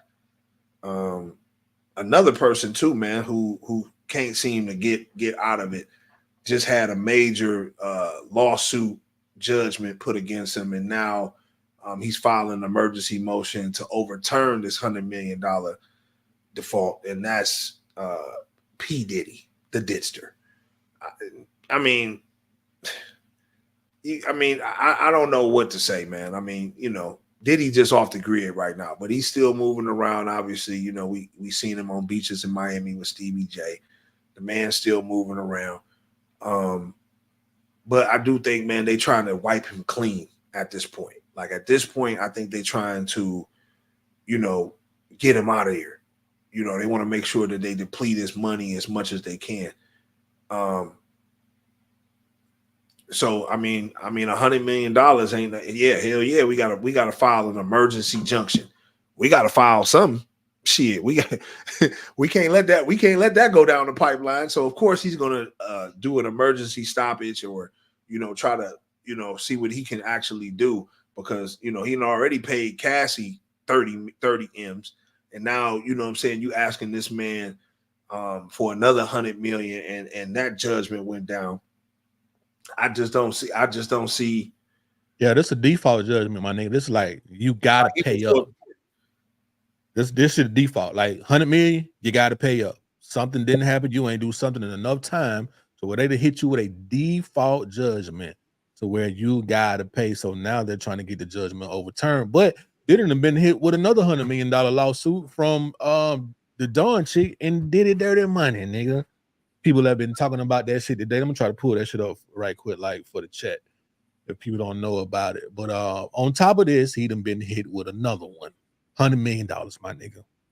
Let me see if I can pull this up. But for people that don't know, I was actually watching TMZ was on the TV earlier today, and they were saying that old girl and them from Dirty Money actually saw him do shit to Cassie and Kim Porter. You talking about the Don Richards shit? Don Richards shit, yeah, Don Richards. That's what her last name is. Mm-hmm. You know, they were saying that he obviously saw them do shit, and he sexually assaulted them too, threatened them, and all kind of shit. Don Richards asked for $100 million too, right now. They finna $100 million his ass to death, my boy, until he ain't got nothing. You know what I'm saying? And the fact that he's already kind of gave an admission of guilt of, you know, paying that settlement to Cassie and you know, the video of him throwing her around and doing all that type of shit, I think now paints a real bad picture that, yeah, Diddy, you did it. Now you might not get $100 million, but I'm gonna start high. You at least gonna give me something. You're gonna give me some M's. So I think, man, like his empire, and this is how they break you down, right? Like you can only pay but so many lawsuits. Like how many lawsuits can your pockets take when you done gave up 30 M's already, like I said? And I just think it's a lot of people, man. I mean, Diddy's been in this game since the late 80s, early 90s. You know what I'm saying? It's a long time and a long track record of people that can come out and still are coming out against this man. And, you know, I don't really know how he can really get out of it at this point. Like, how can he recover? You know, because it seems like every other month is something coming down the pipeline, you know. Hey, listen to this listen to this right here, man. Hey, Shawty say she obviously saw Diddy doing some shit to Cassie. Said she and another woman told Cassie to leave Diddy, but he found out and threatened him. Diddy said, y'all bitches don't get in my relationship. Don't tell my bitch what she need to be doing. Just make money and shut the fuck up. I end artists. I shelve careers. You could be missing. You bitches want to die today? That sounds like some shit Diddy would say. Then she goes on to say between 2009 and 2011, got a little worse. She claims Diddy burst into her dressing room and touched her breast and her butt. One hand on the titties, one hand on the butt cheeks. She also claims Diddy locked her in a car for 2 hours while she screamed for help. Diddy is facing many lawsuits, and it seems things are just getting started. Damn, Diddy.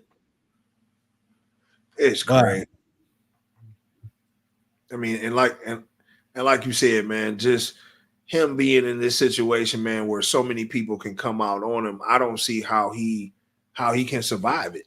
You know, even though he can settle on all these lawsuits, they're not going to get the full amount. The fact that he's going to have to pay something, even if it's $5 million to her and $10 million to the other nigga, $30 million. Like, man, how much money did Diddy really? I know he's been stacking money for a while. But you know, I think Diddy is smart.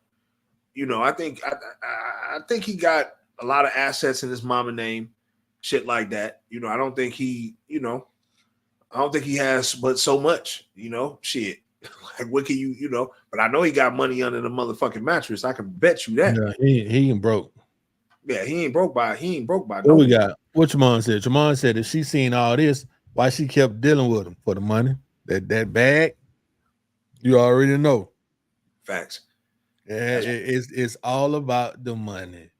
And now I haven't heard her being in any news, anything, any songs, any dancing, any nothing. So now she needs some help. And you know, shit. And that even makes the allegations even more realer if you really think about it, because it's like, damn, you ain't seen me since this nigga did this shit. Yeah. You know? So I need back pay. You know what I'm saying? That's what I'm saying. Diddy is fucked up, bro. Like, I think I think this situation, like we talked about before a while back, he pissed off the wrong motherfuckers, and they are trying to systematically destroy the man. And I think that's what's really happening right now. Systematically, man, that nigga's getting broke down like some fucking Legos. You hear me? Or that nigga coming down like Jenga. One of the two. Like he doing something, goddamn, because I know his bank account is motherfucking hurting. Yeah, it's definitely lower than what it used to be. Absolutely. This next situation though, now it went viral, and I think a lot of people are kind of on the fence about this, right? Like, as a parent, I'm gonna let this play, and then I'll elaborate on it. I'll react to it. Let's let this shit play. I just told you for the last time, do not have him watching my child, bro. Why do you have him watching my child, man? Where did you even come from? What you mean? I just came from the jail. Where is you going, man? Give me my child, bro. Keep this man. Give me my child, man. Why you got him watching our child, man? What's wrong with him watching? I don't want him watching my child. Look at him. Ain't nothing wrong. You confuse my child, man. Give my child, bro. Ain't nothing wrong with him. Give my child, man. Ain't nothing wrong with him. What you mean? It ain't nothing wrong with him. Nothing wrong. And then you pay him $5.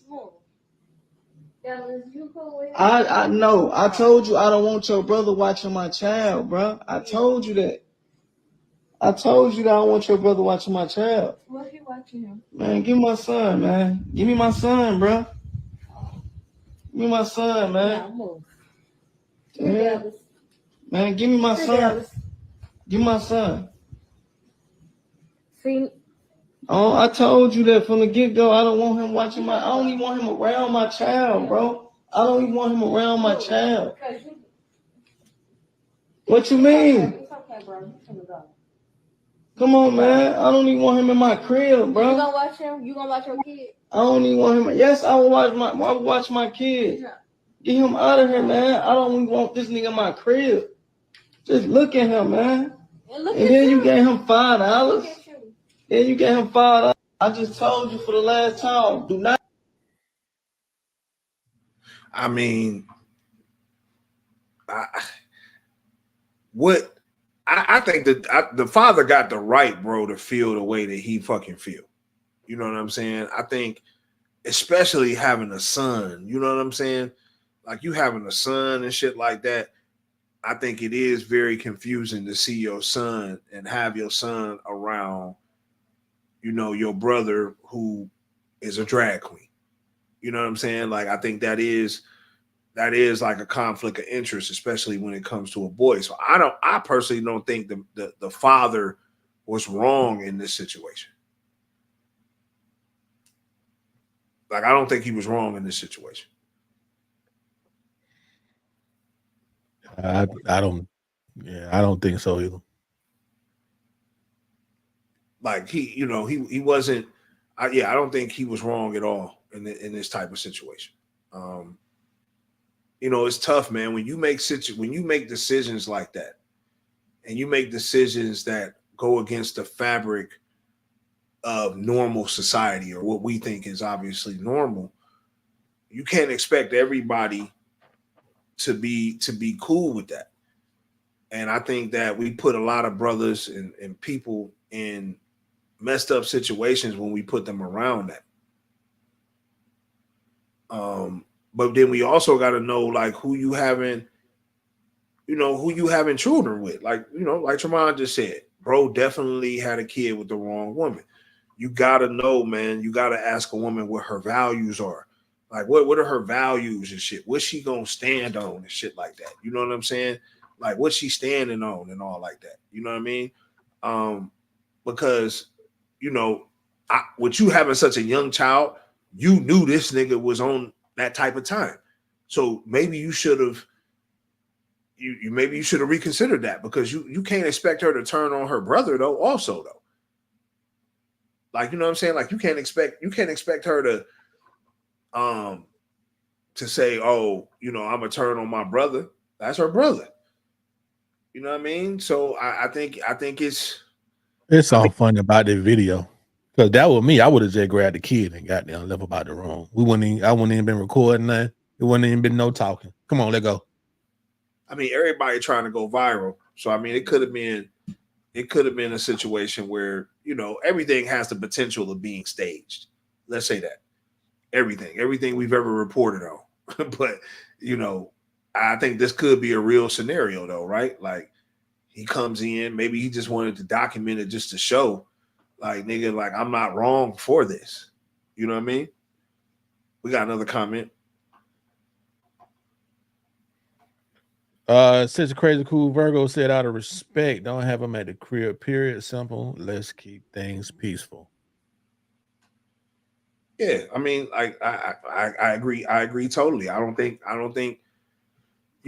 but that's up to him though. He should have clarified that shit with her though. Like, if he clarified that, look, you my girl, I fuck with you, but I can't fuck with your brother. Like, we have a child, I can't have your brother just around. But like I said, that's a conflict of interest. That's her fucking brother. That's her family. Like, you know what I'm saying? It's like it go back. It's like you shouldn't have laid down with her then, man, because you knew, that's her brother. That's what come with the shit. Nigga need to know how to have control over his bitch. Yeah, it wouldn't be me. I don't give a damn if it is your brother. Don't even if you're gonna respect my decision, you're gonna respect what the fuck I say. Here's what it is. I'm gonna goddamn erase all y'all motherfucking life. Bitch, I don't give a damn about you or the goddamn kid. Fuck y'all. Now, hey, all I'm saying is, look. Now, sometimes you think, it did some bullshit because a nigga got to put his foot down in certain situations like this. It ain't even supposed to get this far. So what's really going on? Bitch, like, you ain't doing what the fuck I say? Because I'm sure the nigga, if this is a real situation, I'm sure he's had to say something before the child was born, my nigga. Right. Like, look here, we ain't even had any kid around your little brother like that. We don't give a damn what time we on. You know what I'm saying? If not, let me go and get the kid. We're going to get this shit on up out of here and get this shit done. It's hard, though, because that's her fucking brother. Uh-huh. Yeah, like she said, if you ain't watching the child. So I think, you know what I'm saying? I think ultimately, you know what I'm saying? If he's not watching the child and that's the only babysitter means, and that's her fucking brother. So that means he with it. If that's the only babysitter and he knows about it, he probably with the shit. He probably like, cool, but now let me go and capture this moment and say, nah, we don't want this shit. Because it's some don't align with that shit. If you ain't with it, no matter if it's her brother or not, if you ain't with it, nigga, your baby mama gonna respect your decision, period, bro. She gonna respect that.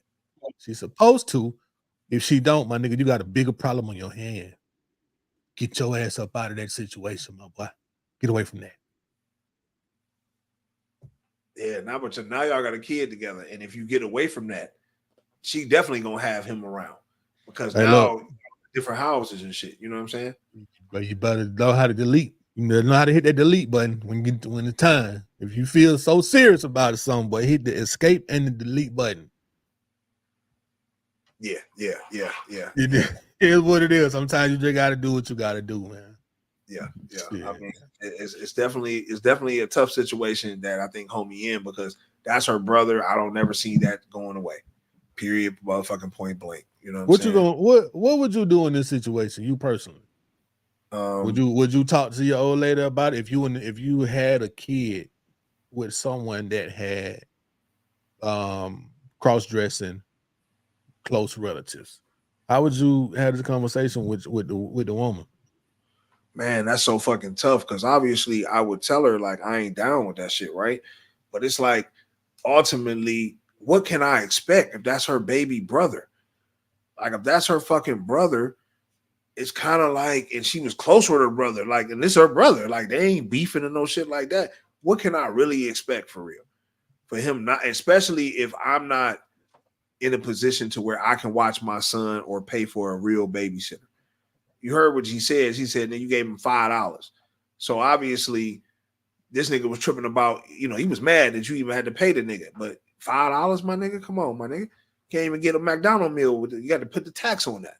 So, I think that ultimately, to be realistic, dog, if I didn't have no other means, and I know that, fuck, man, like if I leave her, shit, then he really gonna be around. Like I say, I already had the baby with the chick. I'm already in that boat.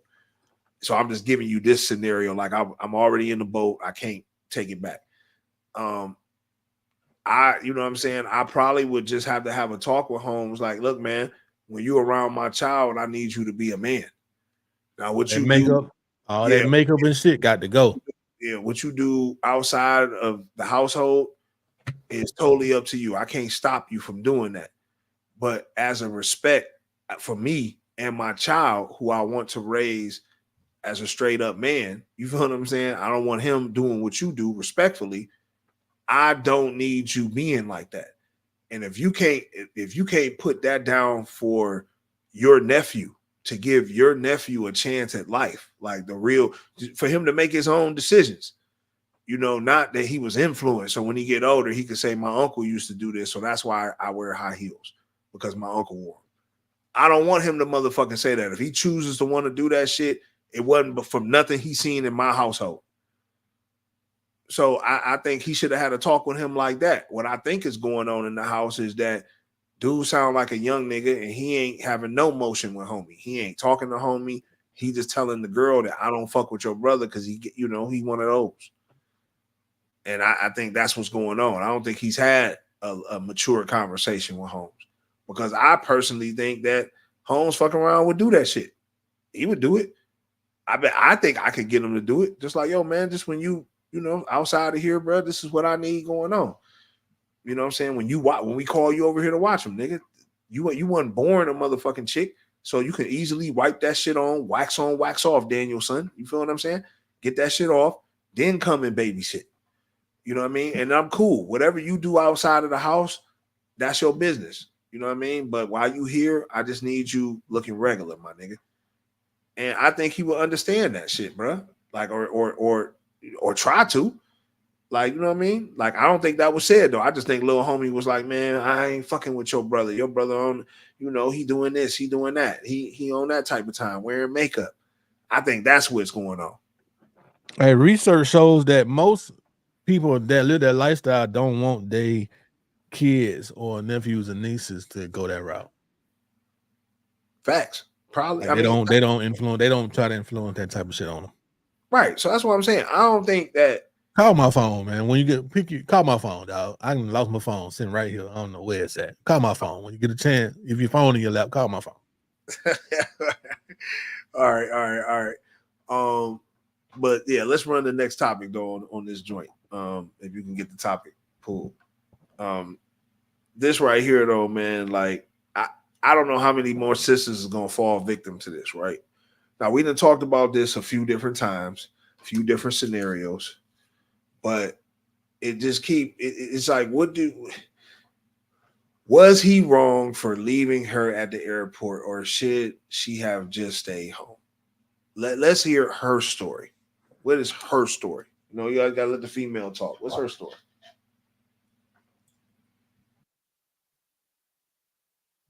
So embarrassed. I've been crying all morning. This is my food. My food do look good though. Okay, so I'm in Houston right now, but somebody did fly me out to Houston. But I guess you know what happens when you get food out. But I was on the phone when I was in the airport, and I called him like, I'm here. So then he was like, okay, come to the he come to the baggage claim. He was directing me at the airport. Y'all, why I get down there? I stopped at the store because I need some supplies. I'm so embarrassed. I've been crying all morning. This is my food. My food do look good though. Yeah, why he said, you just want some alcohol? I said, yeah. He said, you need a period? I said, yeah. He said, why are you still calling? I said, I don't think it was a big deal. He was like, all right, you come right back. I'm outside though. I walk outside, I don't see him. I walk outside, I don't see him. I called him like 3 times. His phone going to Bussin now. I'm like, I know he didn't block me. I called him off my fake number. He answered. Like, he blocked me with my period. Yeah, why he said, you just must be alcohol? I said, yeah. I can't blame you. What she thought it was? What be wrong with y'all? What be wrong with y'all sometimes? Man, it flew you out. You think he ain't want to bust no cheeks? Y'all got to stop that shit. For real. Well, he probably should have established that before he flew you out, though. But how? But you know what, though? Let's just be 100. How do you establish that without being disrespectful? Like, Shit, because I think the easy. talk, but think about it though. I think the talk dictates the flight. Like, if you get to talking with your female and y'all having a discussion, right? And y'all talking, and you know what I'm saying? It's situations to where, it's situations to where, you know what I'm saying, y'all might be talking a little dirty to each other, or you kind of indirectly know what's going on. I think in 2024, man, you should know, like, all right, this is what's happening. You feel what I'm saying? Like, this is what's happening, and this is what, you know, this is what's going down. You know what I mean? I don't think you got to be to the point where you so you immature. You got to goddamn say something, if you get what I'm saying. No, it's a way to do it. You don't have to be immature. I mean, nigga, it's a way that you can ask a woman or tell a woman what you expect without being disrespectful and immature, though. So how would you say? Me personally, you already know I got a hell of a sense of humor, my nigga. So I'm already laughing and joking. I might just slide in shit, you know, I'm busting cheeks. If you come out, just get ready. You feel me? Like, if she don't really laugh and be like, yeah, we good, then I already know. If she be like, nah, okay, cool. You know what I'm saying? Maybe you don't need to come out there. You know, I fuck with you, but you know. She ain't finna say, I thought you were joking. What? No. We gonna establish that. I'm too grown for that type of shit. I'm a little bit too much of an adult to really have to beat around the bush with anybody, with anything. Right. And I think, like you said, I think people, man, when you go out and you're out, you know, like, okay, somebody's flying you out, paying for Let's shit. run this. Hold on. Let's run this comment right here. Sexy Crazy Cool Virgo said, it's wild to me for any female to allow someone to fly them out on their cycle. Mainly because how do these chicks even want to kick it with these dudes on their cycle? That shit is weird as fuck. Facts. I think she took the fucking words right out of my mouth, bro. Like real shit. It's like, you're on your fucking cycle. You don't think you were supposed to tell that man that you was your cycle. This might not be. Hey, look what Jamon just said. Jamon just said some of the realest shit. He said if it was her favorite rapper that flew her out, she would have already known what time it was. Already. Like, you think a nigga gonna fly you out to Houston and then not, want to be on that type of time with you if he talking to you? Like, you shouldn't even let the man fly you out and unless that's on the table. Yeah, I agree. Like, if that's not even on the table, it should be no flights. So I got something that I want to say right quick. Like, I'm gonna put my headphone back on, dog. Just right quick. Like, and ladies in the chat, I need y'all to, drop a comment in the chat once I say this. My dog, what's up with women expecting men that they meet to not wanna have sex with them, bro? I think that's some of the weirdest shit ever. Like, why would you not want a man that is interested in dating you to want to bust your cheeks? Wouldn't you think that's kind of weird if he don't want to smash? Yeah, like, man. What's the deal with that? If you really think about it though, bro, I think that's some real shit you just said. It's like, and it's not like, how we get put in that box, like, well, that's all y'all niggas want to do. It's not that that's all we want to do. We want the companionship and everything else to come with it, but we definitely don't want you to be on your fucking period laying next to me. Like, you know what I'm saying? If you're not my woman, or you're not, you know what I'm saying, like my significant, other or something, like, nah, like, what the fuck is we doing? Like, I don't really understand that, bro. That's just confusing to me. Says Crazy Cool Virgo said, when I'm planning my own trip, first thing I do is look at my calendar to make sure I won't be on my cycle. I'm not taking myself on a trip if I'm on my cycle. I know females, my nigga, they alter their cycle. They do something. It got something to do with birth control. They don't even be on birth control, but they'll take some kind of birth control to alter their cycle so it won't come on while they on the fucking trip. We get a motherfucking moment of silence for this small chronic break. Shit weird to me, man. That's what I'm saying, bro. Like, she did that shit on purpose. So to me, that's total disrespect to the man. And it's totally fucked up that you didn't ask them qualifying questions, sister. Because you should have asked those qualifying questions. Like, if I come out, is we gonna try to fuck? Because I more than likely might be on my period. Should have wasted time, bro. You know, like I would have said that. Like, so if you would have said that, I'm pretty sure he wouldn't have flown you out, or he would have said, well, let's just pick another weekend. He would have tried to talk around that shit. You feel me? It would have been something like that. It wouldn't have been like, oh yeah, shit, good. Yeah, come on out. Like, you know what I'm saying? Like, yeah, we're gonna make it do what it do. I ain't tripping. That would have been 10%. 90%, homie would have just been like, yo, we just gonna reschedule, we'll do another date or whatever the case may be. Like, you know what I mean? Like, you shouldn't be so naive, man. And then you want to try to blast your situation like niggas gonna have sympathy for you out here. Like, niggas is not gonna have sympathy for you. Now, obviously, you know, we want you to be safe. We don't want no man to take advantage of you.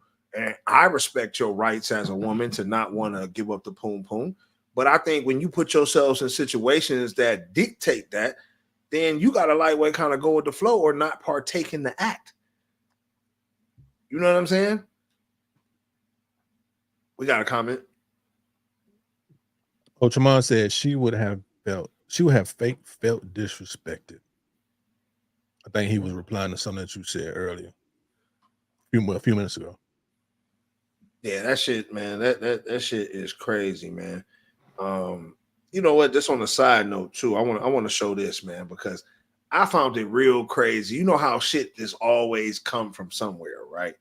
The fact that heels were made and perfume was made for these particular things, it makes me look at things totally different now.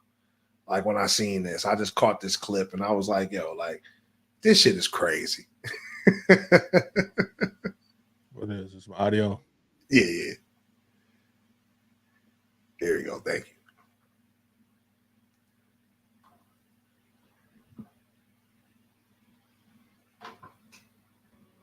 High heels were invented to avoid stepping in poop. Perfume was created to mask the stench of feces, and princess dresses were designed for easy public urination and defecation. Yes, this all took place in what we think of as the Romantic era of medieval Europe, which was far dirtier than you might imagine. The streets and even the Grand Versailles Palace were littered with human waste. Walking down the street, you'd better carry an umbrella, lest you get hit by falling excrement.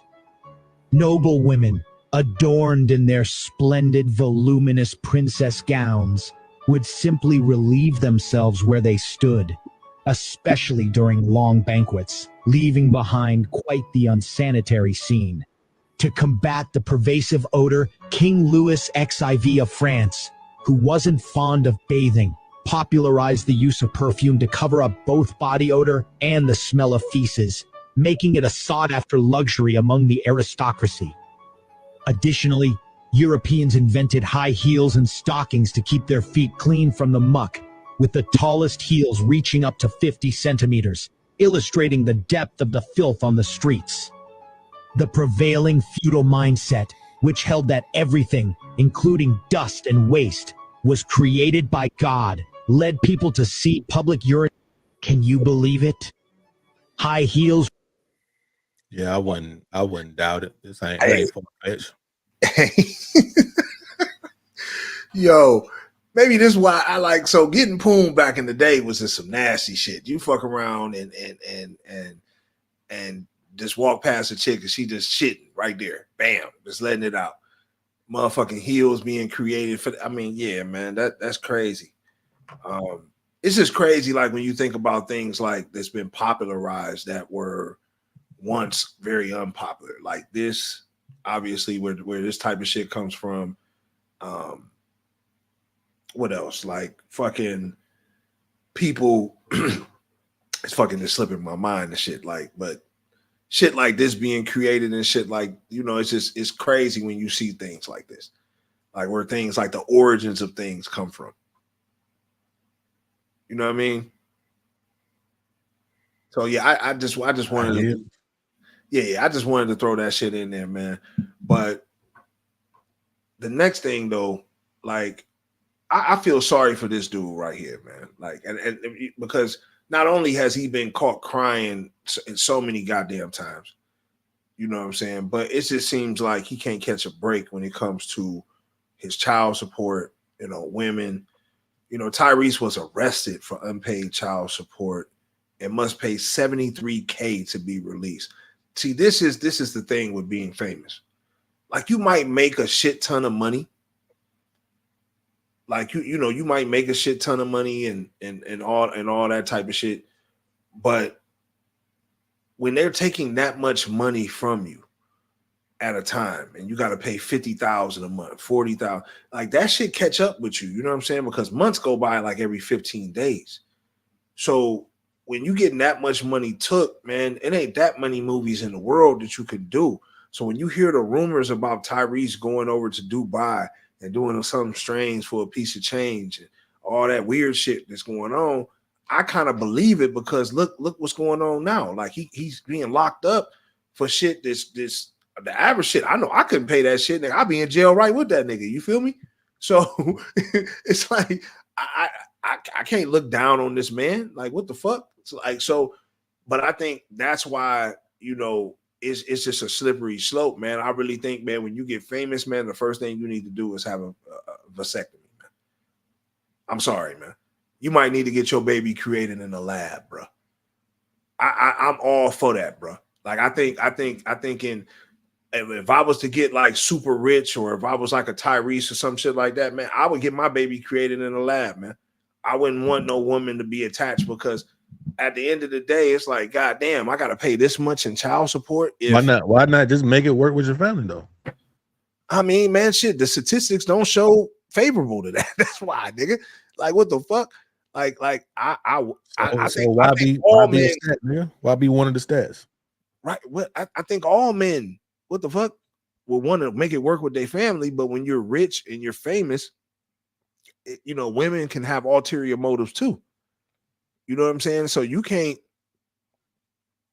like how you gonna, you know what I'm saying? Like, you can't really hide from that if it's a situation to where it's like, damn, like, I want to love her, I want to be with my family, but if she really got with me for the money, eventually, either when the money slow down or we have a disagreement, she might try to bail and take half of what's mine, and now I'm paying child support.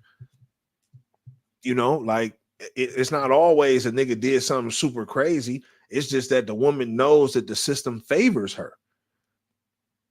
So if she knows she can get a bag out the situation, like if she like, yeah, I can get a bag if I divorce him and I don't even need to deal with the nigga, then that's what most of them is gonna do. And that's what, statistically, that's what's going on. Niggas is running into situations like this. I personally think the child I just looked up why they got a divorce, and she said that influence and peer pressure from friends pushed her to leave her husband. That's fucked up. Yeah, that shit is crazy. And that's what she actually, even though she is getting child support, she regrets divorce. She regrets the shit. From what I'm reading and what shit I done read, I done just scanned over a couple of different articles, man. It's like she was like, damn, she feel like she probably made a mistake. But now they're going through what they're going through. And then you got to think about it though, bro. A nigga can make money look good, right? Like, he can make, like, say Tyrese was down to $300,000-$400,000 in his account. He got $300,000-$400,000. He can start liquidating some shit behind the scenes, start liquidating, doing certain shit. But when you got to pay that child support every month and it's coming out, it's taken out of his bottom line, and he ain't getting money like he used to. So I think that's where that's where it's fucked up at, man. I think that's where they got him jammed up at, bro. They got him in a real bad situation. You know what I mean? The fact that he can't get out of jail, and you know, how obviously somebody's going to help him, one of his friends, or he'll do something to get out. But you know, the fact that he has this shit lingering over him, man, is crazy, and it doesn't help for just males in general. I think it's showing a lot. It's glaring a lot of shit. Like, yo, like, is it even worth, you know, at this point? We got a couple comments. Married. Jamon said, "I'm with you, P. Nip them nuts." Yeah, you already know. Shout out to Smooth Dylan. Smooth Dylan, what's going on with you, man? Appreciate you for joining us tonight. Smooth said a vasectomy about choosing who you skeet in wisely. Yeah. Because you did Bill back that. You did that ill Bill back, but they got married though. You know what I'm saying? So will you not build back your wife? Yeah, I think you before you marry a bitch, you need to hit that motherfucker without a rubber on. Yeah. I mean, you can't. I mean, niggas gonna be niggas, bro. Like, you know what I'm saying? Like, you know, everybody tries to practice dick discipline or whatever, but mistakes happen. So it is what it is. But, you know, at the same time, you know, I think that if I was, you know, in a situation of power like that, I would just get my babies created in a lab at this point. You know what I'm saying? With the technology and shit, I think I would go that route. Or I would get somebody to sign, you know, we signing something. I'm doing a prenup. That's what this is going to be. I'm just going to do a prenup. Fuck it. I ain't even got to get my nuts slipped. I'm just going to do I don't think Tyrese ever really made a lot of money though. Like, shit, real, like niggas getting millions and millions and millions of dollars. I guarantee he's ever been that person. What's his net worth right now? Let's see Tyrese's net worth. If I can 2 million, oh yeah, that nigga struggling. In the acting world, he's struggling because he got debt. Yeah, they say it's 2 million, even though he's made $2 million off of a movie. Yeah, that's why I said them Fast and Furious. I'm pretty sure you're getting 2 to 3 M's off those and shit like that. That's a consistent check for him. But still, at the end of the day, and you know, he paid to be in Transformers. He paid $100,000 to be in Transformers. So it might be decisions like that too, though. That ain't pay off for you, even though he had a recurring role though. It was the first one that he paid $100,000, and then they brought him back for like the next 2 or some shit like that. So he probably eventually got some kind of money out for that shit. You know what I'm saying? Right. Because they impressed him. He impressed them when he on the first movie. But yeah, he just ain't. You know, Tyrese's album, really, the nigga had one really hot album, his first one. After that, I mean, you know, he just dropped he was with Johnny Gill, and what group was he in? TTG or some shit. I don't know nothing about none of that shit. But you know what though, like with Tyrese though, he's been famous for a long time. They've been famous for a long time. But that's what I'm saying. That's why the rumors that Tasha K and a couple others was talking about him going overseas and, you know, fucking around. That's why I can believe that shit. Because like you said, when you've been famous that long, you only net worth about $1 million, $2 million, but you in that type of lifestyle around niggas that's worth hundreds of millions and billions of dollars. He does kick it with them type of folks. Then you like the peon in the group. So of course, nigga, you got to do shit to motherfucking keep your little bag and shit like that. So that's a dangerous ground to be in. Like when you in that type of range, I think, because you damn near this close to having shit like what just happened. You going to jail and can't get out. So now they can report it. Shit like that. Like you got to wait to get out. You got to make a couple calls and shit because you ain't got that shit on tap. You know, he probably ain't got that shit on tap. You might have 100, 200 grand in his account, maybe 100 grand. You know what I'm saying? Like, which to the average nigga obviously is a lot of money, but you like shit. That nigga could be on some nigga shit. Like nigga shit, I'll do this. I'm sitting there, nigga. I ain't giving y'all some. Look, man. I just seen a new interview with Tyrese. I think it was the Shade Room was interviewing him. My man had on some old ass shell toe Adidas, bro. Yeah, man. I don't care what you say, my nigga. That's a sign. No, nigga, you no, nigga, no. You had on some black shell toe Adidas with the white stripes, my nigga. And the shell on the toe was a little lighter than the rest of this shoe, my guy. No bullshit. Like, no, that ain't it, man. It's some ain't right. You got a nice home. They was in a nigga house though. You got a nice home. Some of that shit you need to start selling on, my boy. That be the reason for buying some of that shit. Them piano and them jewels and shit. You better get rid of some of that shit, nigga. Some money in your pocket, my boy. That nigga was on the interview though, talking about nigga. He had a $10 or $20 watch on. You know, at some with on the Breakfast Club. Yep, he down show. Like I said, I don't think he down and out broke. I just think that he got rich broke problems. Nigga, you got a lot of overhead. You got motherfucking. You got goddamn. You know how you probably got a house. Obviously, you know what I'm saying. In Atlanta, he stay here. He got a big ass house. That nigga light bill probably got damn $1,500 a month. You know it's cheap to stay out here, relatively speaking, to LA. Obviously. But yo, that nigga Georgia Powell still gonna whoop your ass in the summertime. It don't even matter, my boy. You feel me? Don't even matter, my nigga. Like I said, he got a big ass house. And that nigga light bill probably be $1,500, $2,000, nigga. That's got the shit on. What's that? If he ain't got the shit on, nigga. If he ain't here, this is still high, nigga, because he got motherfuckers that work in the house. You feel me? He got workers and shit, nigga, in the house. Might not have no workers though, man.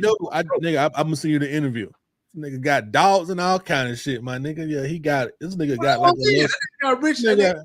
like a little small staff or some shit. He got rich broke problems. He ain't nigga broke. You know what I'm saying? Like, you know, he can go do Wolf Creek, man. Get him a quick 10,000 though. Yeah. You know what I'm saying? Yeah. Yeah, he can do them little shows and shit like that. For real. And Tyrese always gonna be good. Yeah, he always gonna be good. He should be anyway, but you gotta go on, pay that 73, my boy. Get on out of jail. I think ultimately though, what Tyrese is going through is what brings us to our next little topic segue. Ramon said Tyrese probably got finessed in the music industry. Yeah, of course. I mean, but I know Tyrese for being more of an actor than a musician, just to be honest. I mean, Baby Boy. But he was discovered first singing, nobody. Yeah, facts. Yeah, I'm just saying, like, you know what I'm saying? You know, I think Tyrese, man, remember Tyrese from the Coca-Cola goddamn commercial riding the bus? Facts. That nigga, but you know, Tyrese's situation and what he's going through segues us into this situation and why I think a lot of brothers are staying away, and this is why this is going to be an epidemic pretty soon. It's estimated that 45% of women ages of 25 to 44 will be single in 6 years. That's alarming. That's alarming. I think you got a lot of brothers now that, you know, are like the hell with it, because I think everybody, and you know, I listened to this earlier. Somebody was speaking on this and they were talking about how social media just destroyed us, destroyed our generation. And I definitely believe that, because all this talk, all this rhetoric, everybody got a fucking opinion. Everybody got a fucking voice. You know, one thing about, you know, us and Deadbolt, man, you know, we've been doing this for a minute. Anybody do their research on me, nigga, I've been doing this shit for a very long time. So regardless of how big we might be now or whatever the fuck you might want to call it, like, nigga, I'm one of the original Dundadas with an opinion. So it to me, it's not like we just decided to do this shit yesterday. But I do understand that now everybody has a fucking opinion. Everybody is like throwing so many different things up, like, oh, the 50-50, or girl, you shouldn't do this, nigga, you shouldn't take this, women shouldn't, you know, you shouldn't date a woman with this many kids, you shouldn't be this. And it's like, it's so much confusion out here, man. And I think it got the niggas fucked up, and I think it got the women fucked up. In turn, it is going to lead to a lot of single motherfuckers. So to see that 45%, that's almost 50%. So we're saying by the year 2031, you know, it's pretty much going to be open season. You're going to have a whole bunch of people just dating and you know, because single doesn't mean, you know, you ain't fucking. That just mean, nigga, you just ain't, you know, on paper, nigga, you not, you know, they have single, divorced, married. Single don't mean dating. So I get it. A lot that shit could be skewed a little bit, because motherfuckers will probably be dating, you know what I'm saying? Or having somebody. You know what this mean, my nigga? Men that are the most desirable are just gonna have a fucking plethora of women to play with, bro. And that's what they're gonna do. That's what they already doing. Especially in metro areas and major cities. Shit, if a nigga make a good amount of money, bro, he's rare. Even though you might come to a city like Atlanta and it seems like a lot of motherfuckers making a lot of money, but compared to the population of the total metro area, it's not a lot of people that's up for real. People are doing fine, but you know, women, they want that nigga with the 6 feet making 6 figures. You feel me? They want the 1%. They want the 1% niggas. Like shit, it is what it but they can't. You can't say you want something, chase that, you get it, and then you continue to see the same results from man after man after man. Then all of a sudden, now you saying niggas ain't shit. You only giving certain niggas a chance. Same thing go for men. Nigga, you got chicks out here dogging you the fuck out, but you target and you talk to the same kind of fucking women over and over and over and over again. For you know it, man, bitches, I ain't shit, man. I'm tired now. I gotta go to the DR, nigga. I gotta go passport shit. Nah, nigga, you just be talking to you just attract more. You just like to try to talk to women that are probably out of your league, my guy. You know what I'm saying? What do you expect to get, homie? Yeah. I agree. You know you can't bag that nigga without some money. Yeah. Shit, man. There's definitely a lot of women out here who are not chasing a bag, just want a good nigga to hold his own, you know. But then you got some women, and you know what? I feel I understand some women because some women attract certain niggas, and certain niggas personally turn women out. Yeah. Give them a lifestyle and give them something that nigga make it hard for them to go back to the regular smuggler. You feel what I'm saying? So I get that part too. But like I said, I think a lot of niggas, man, are just gonna end up being fed up. A lot of niggas are just tired. You got this virtual reality AI shit. I think niggas gonna be able to AI date in 6 years. You know what incel is? What is it? Incel. If anybody in the chat that heard this term, man, y'all let me know, man. There's some shit that has been. There are people, mostly men, that are characterized as incels. It's a real word. You can look it up. Incel means incel is a person that is involuntarily celibate, and that means they have a very, very hard time dating. A man that's an incel does not attract women, period. But that's down to half of the male population in the world. Niggas is not busting cheeks, not because they don't want to, it's because they can't. You got so many of them niggas out there. A lot of them niggas turn into the niggas that start brown nosing the chicks. Right. Now them niggas leaving with their money because they can't get pussy just naturally. Women are not attracted to them naturally. So now they got to start breaking bread with chicks. Now, sometimes them ladies, once they get done with this nigga, now they think that that's what they deserve. Now they think they on this. I done had this one nigga pay all my bills and all this shit. Now I deserve that out of every nigga. Well, yeah, it might not happen for you like that, man. Don't get me wrong. Every man, same with niggas. Every man should strive to take care of his woman eventually, right? If y'all in the trenches together, you should strive to get to a point where nigga, you able to hold it all the way down. I mean, don't get it twisted.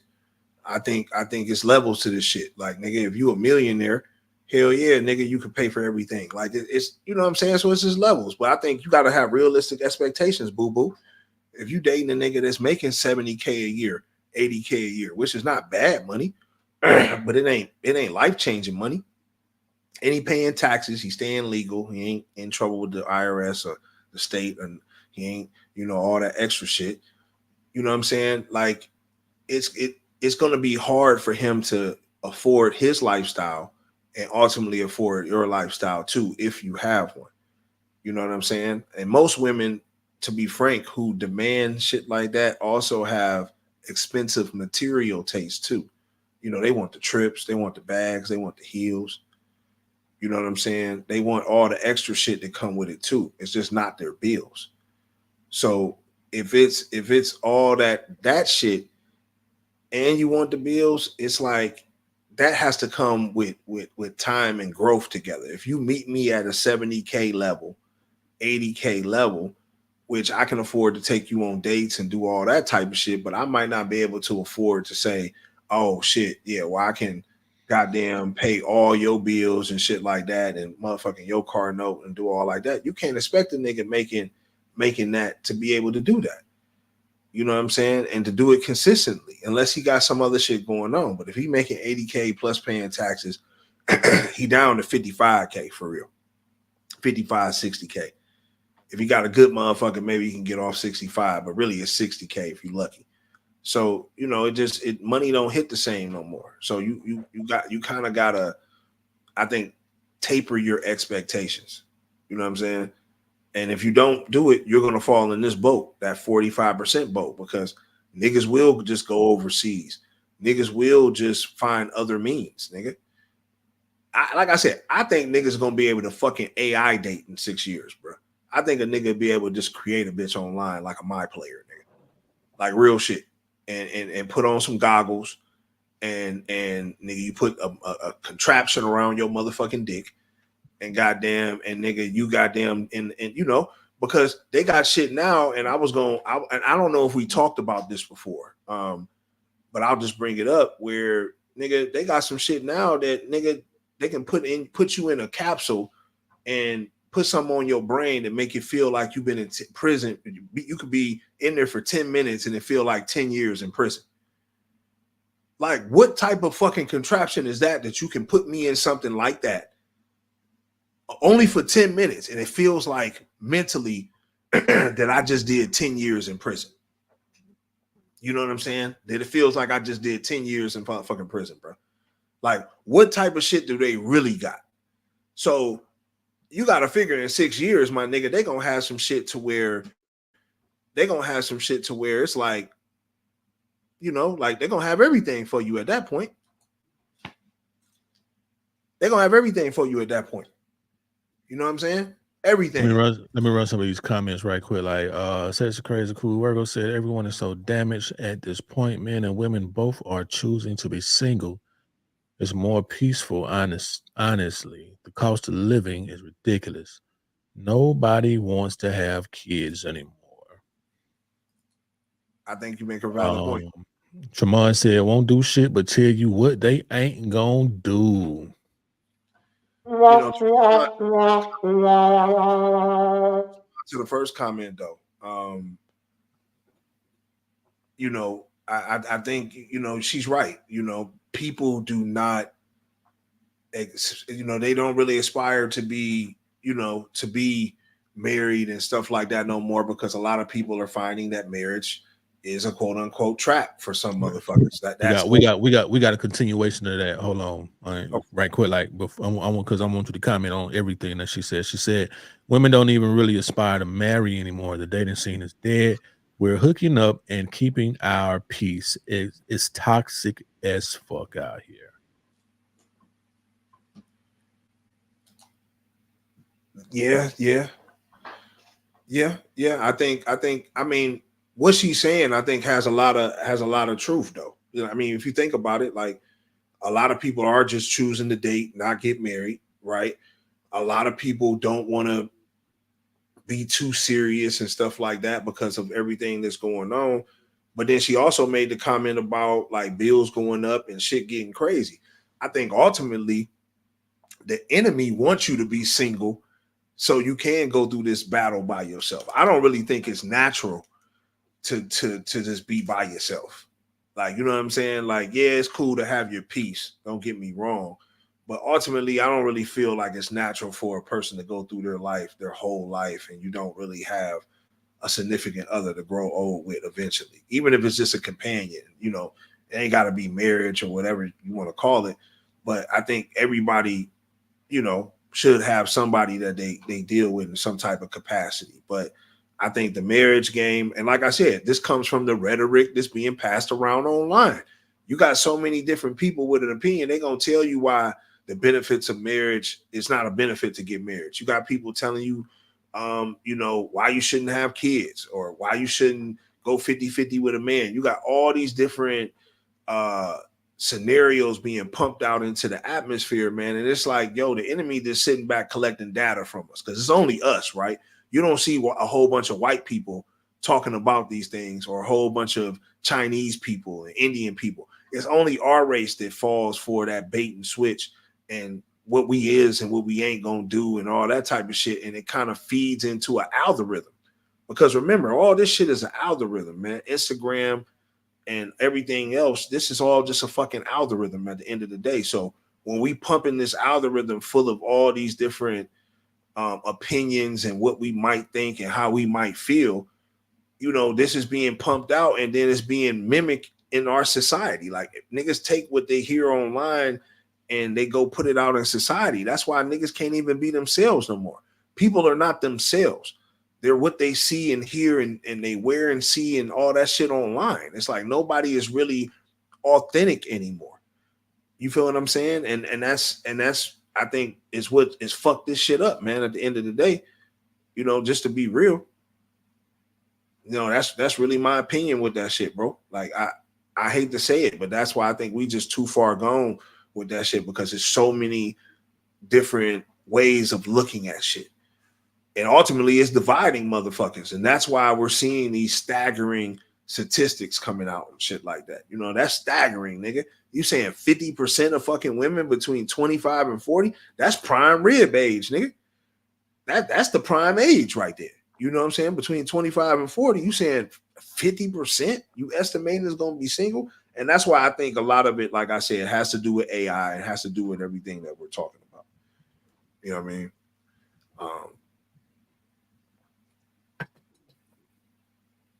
You was looking something up. Yeah.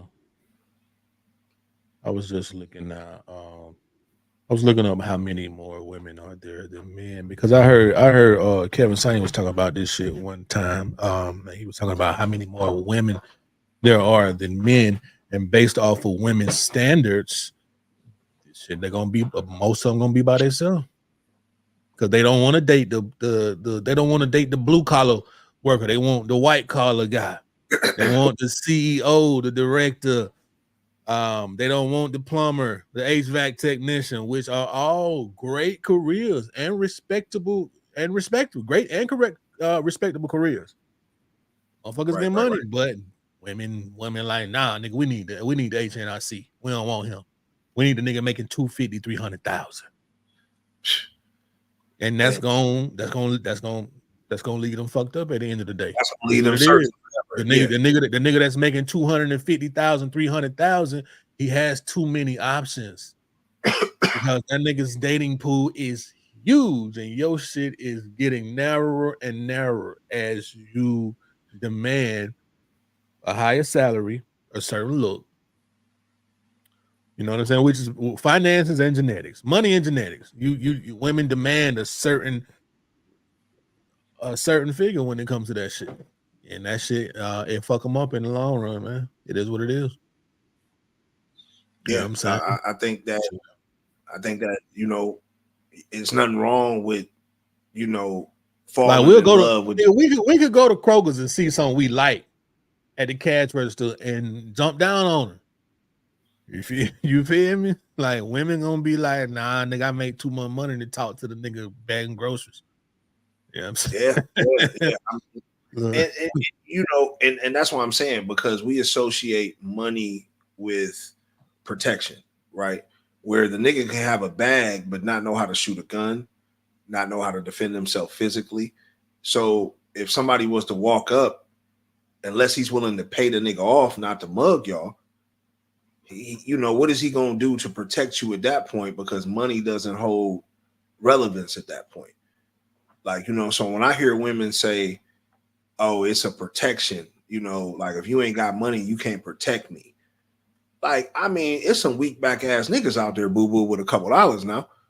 You dig what I'm saying? So it's like, okay, yeah, this man might have a couple dollars, but he, how can he protect you in real life or death moments unless he gonna go in his pocket and tell the nigga like, here, man, take everything I got, just don't hurt us. Like, you feel what I'm saying? Like, so I think money is just a tool, man. And if you as a woman can't, if you got a way of getting to the bag or you getting to the check, you should be able to have that sauce rub off on that nigga.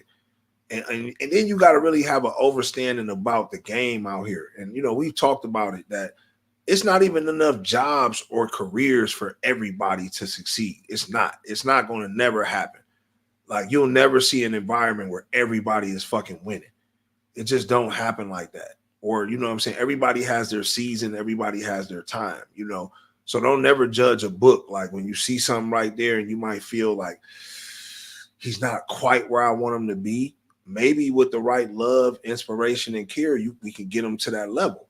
And I think that's how women got to look at it. You got to invest in your man like you invest in the stock, and vice versa, because that's what a nigga do. Niggas been doing it too. Like, niggas, like Trav say, you find a cashier and you might elevate her. You might put her on game or turn her on to some paper, and now she's not the cashier, So it's always elevation. Like, it's very rare that two people meet in the middle and they both have everything together. One's going to be better off than the other in some type of way, because it's just not about cash. It's about credit too. So you could be dealing with a nigga who got some cash, but the nigga credit is irrelevant. So you might be the credit, he might be the cash. See, so I think that's something you got to look at too. You know what I'm saying? Mm-hmm. But this situation right here, man, I know we've, we just had a debate, and obviously motherfuckers got their opinion, right? Some people are for Kamala, some people are for Trump, and whatever your opinion is, man, it's your opinion. We're not about to get into who you should vote for or whatever the case may be. You make your decision on what you want to do. At the end of the day, because we're not selecting anybody. The two candidates have been selected for us, and we just vote for the ones that they put up. So whoever you vote for, at the end of the day, you're gonna get what you're gonna get what you get. So we'll leave that at that. But I found it very interesting though at the debate that because the thing I think that like, if I had one thing that I want to see outside of our inflation going down, obviously that's number one, right? We got to get this inflation shit under control. We're the only country for real that's suffering. Like, I think the nigga Tucker Carlson went over to Russia and went and got groceries, the same shit he would get in the United States. That shit was like $300 cheaper. So, inflation is really just hitting us very hard. So that's the number one thing. We got to get food, gas, we got to get all that shit under control. But outside of that, the biggest problem that we got is our migration problem and our immigration. This shit right here, this is something we got to look at, because we got millions upon millions of middle-aged illegal motherfuckers coming, not just from Mexico, but from goddamn Venezuela, Africa, China, Arab countries. They're catching everybody at the border. And it's a well-known fact, that South America is sending their prisoners up here. Venezuela has emptied out their prisons. Ecuador and all these different places down in South America have emptied out their prisons, and that's why their crime rates around the world are dropping, because a lot of these people are coming through our borders right now. So I think this is something very important. It's something we got to really pay attention to. But it was a situation where Trump had made a comment about motherfuckers stealing cats and shit, like, and dogs, and eating them in Ohio. You know what I mean? And motherfucker tried to shut that down right there. Like, nah, that ain't happening. Nobody confirmed that.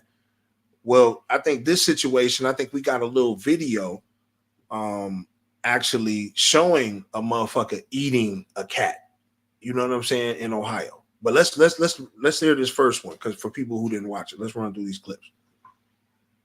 ABC News did reach out to the city manager there. He told us there have been no credible reports of specific claims of pets being harmed, injured, or abused by individuals within the immigrant community. Well, I've seen people on television. Let me just say here, this is the people on television say my dog was taken, and used for food. So maybe he said that, and maybe that's a good thing to say for a city manager. I really challenge you guys to get out here and do something. These Haitians are running into trash cans. They're running into buildings. They flipping cars in the middle of the street. They're in the park grabbing up ducks by their neck and cutting their head off and walking off with them and eating them. Like, I don't know how, like, y'all can be comfortable with this. Like, I don't know, like, who's getting paid from it. What did you do? Why'd you kill the cat? Go like this. Did you eat that cat? Did you eat it? No, why'd you kill it? Did you guys see all this? No, we ABC News did reach out to the city manager there. He told us. pulled up and she was just laying there with me. Did you see her eating it? Eating it. She was eating it? Yeah, she was. You call the Humane Society, see if they'll come pick this cat up. It's deceased. We've lost a whole bunch of cats. There was a van pulled over that had over 100 cats in it with the Haitians. They said they was eating them. Actually? Yeah. Not fake news. Not fake news. So a van was collecting cats and eating them. I watched it happen, yeah. Watched them get pulled over with the cats and admit to the police that they was eating them. You're not joshing with me. No, I'm almost 50 years old, buddy. No. You don't mess around.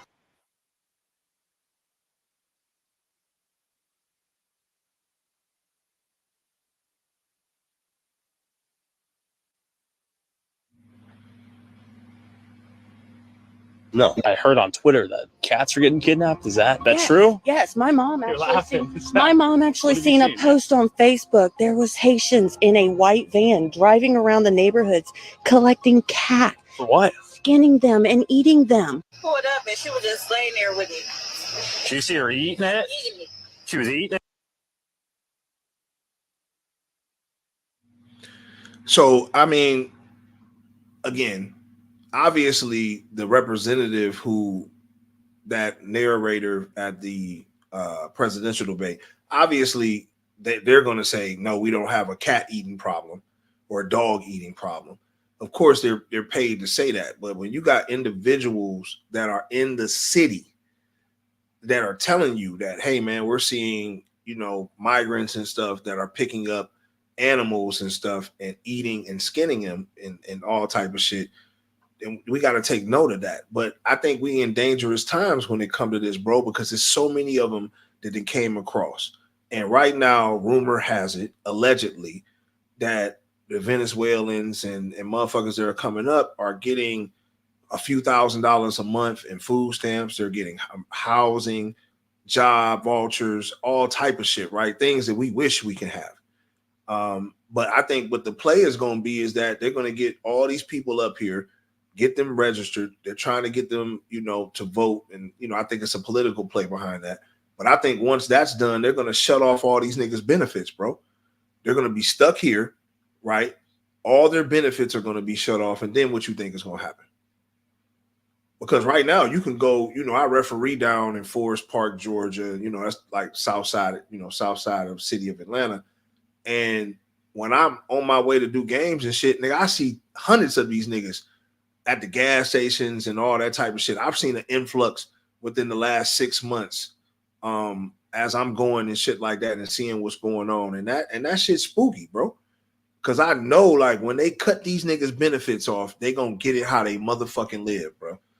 When the benefits get cut off, the housing credits and all that type of shit, and if Trump get in office, I think it's going to be fucked up either way.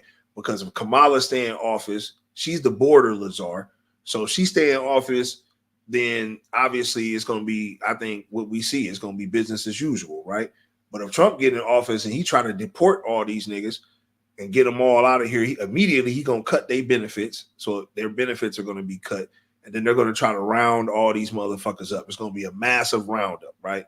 So I think in the process of him rounding him up and doing what he's doing, I personally think that's where the problem going to come in at, because it's like they're going to be, trying to stay free. And while they're trying to stay free, they're going to be committing crimes, trying to get money and all that type of shit. Because the first thing Trump going to do to smoke these niggas out is to cut their benefits. Because right now they're getting benefits. All these undocumented motherfuckers, a lot of them is getting benefits. So if he cuts their benefits, that smokes them out. Like, okay, you can't really hide now.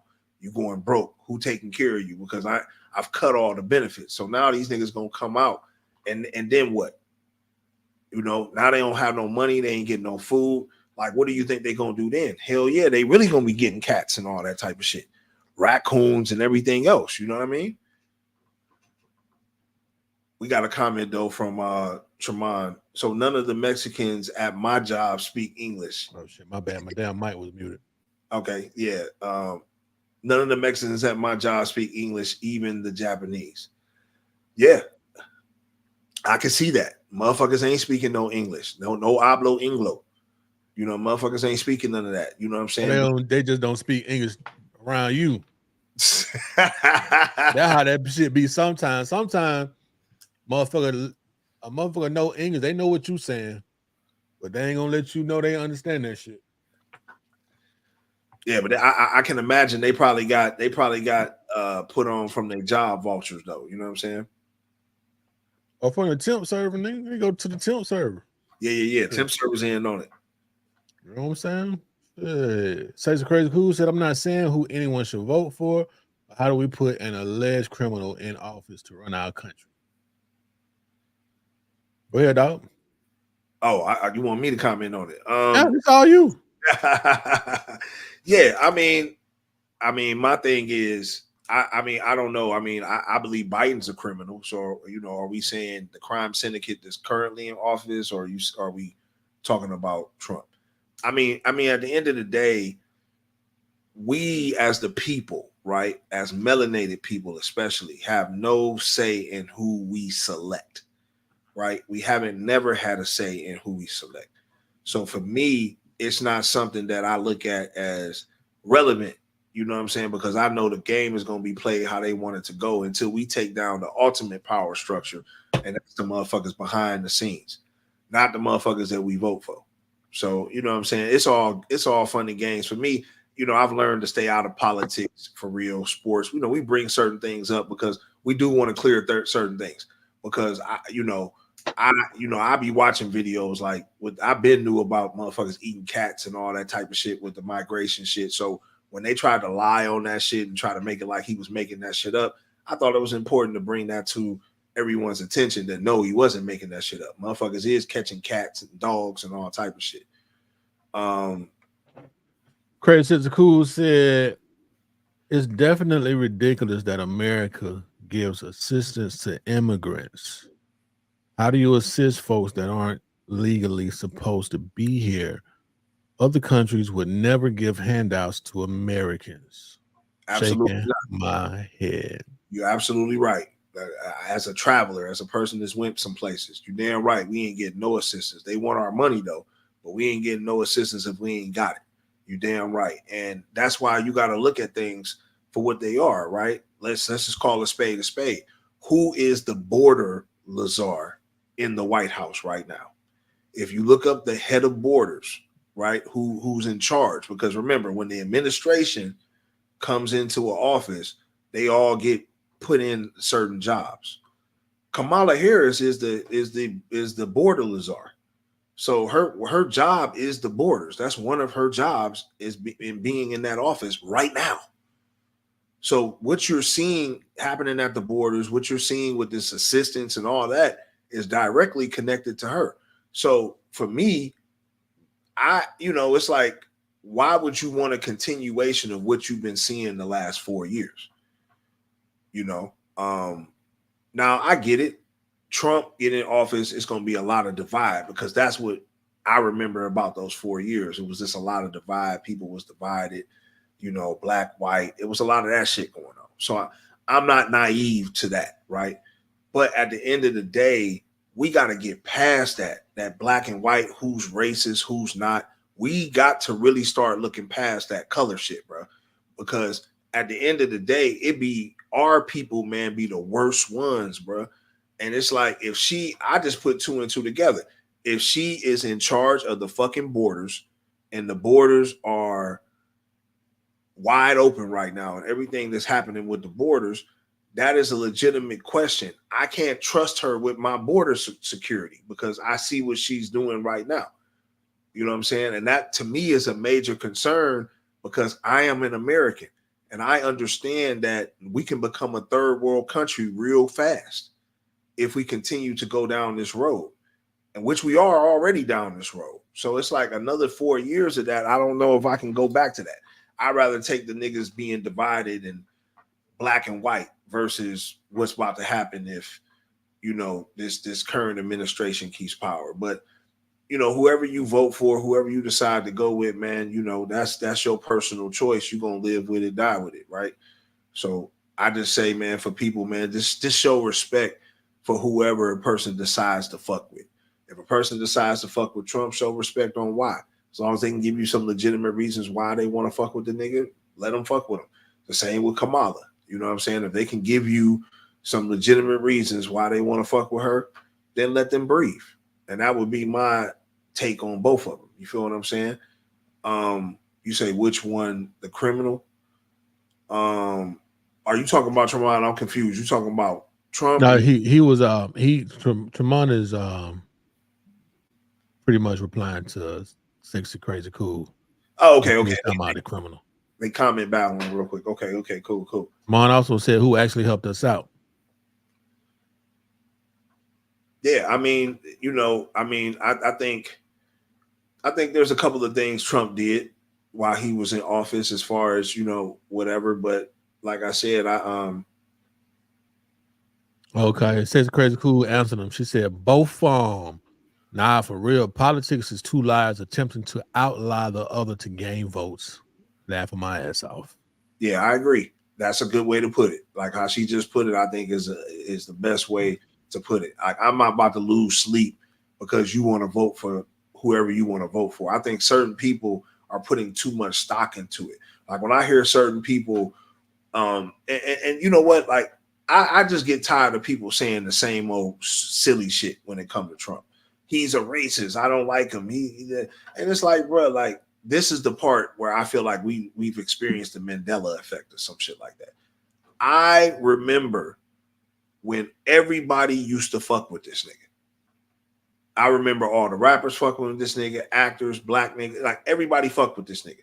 Put him in his songs. Ain't nobody have a problem with him until he tried to run for office.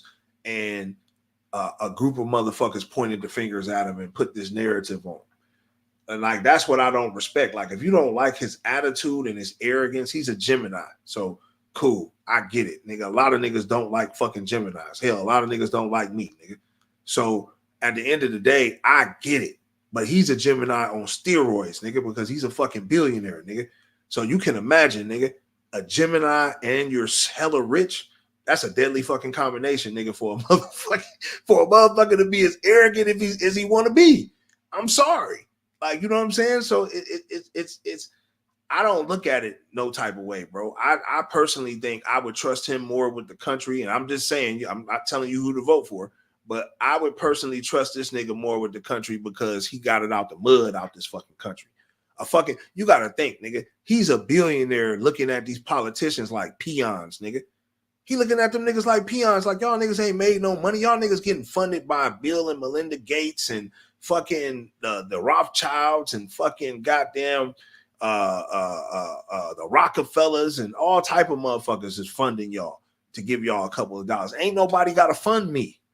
We come from paper. We got paper already. So that part I respect. That's why I think they don't like Trump, nigga, because he got his own paper, nigga. Like, so it's like he don't need the collective. He don't need like all them politicians sit in the room and they all funded by other motherfuckers. Like Barack got his money, nigga, from fundings and all that type of shit. Of course, now he probably made money from investments and all that type of shit now, but he got his first couple of dollars from another man. You know what I'm saying? The only other niggas that you can kind of say, well, maybe had their own bucks was the Kennedys and the Bushes, nigga. They had their own bread. Everybody else, nigga, bought and paid for in this bitch, nigga. Like, what is we talking about? So I think that's where I stand with this shit. You know, I'm looking at one nigga who got the paper, who want to keep the paper in power. Like, think about it. Hell yeah, he want to keep the paper in power because this is how he made his money through this system and everything like this. So of course he want to keep this shit in power. Then you got another half of motherfuckers that can be bought and controlled. And so if they can be bought and controlled, then at that point they're going off the interest of the people who paid for them. So that's why I don't fuck with him. I need to know who's funding Kamala's campaign. I know Melinda Gates gave the bitch fucking 50 million, nigga. So you don't think that come with a price? You don't think that come with more GMOs? You don't think that come with more motherfucking abortion clinics or whatever the case may be to take our babies' melanin and all that shit? Let's get to that. Like this shit get deep, bro. Like so it's kind of like, again, vote for who the fuck you want to vote for. But at the same time, man, look past all this bullshit.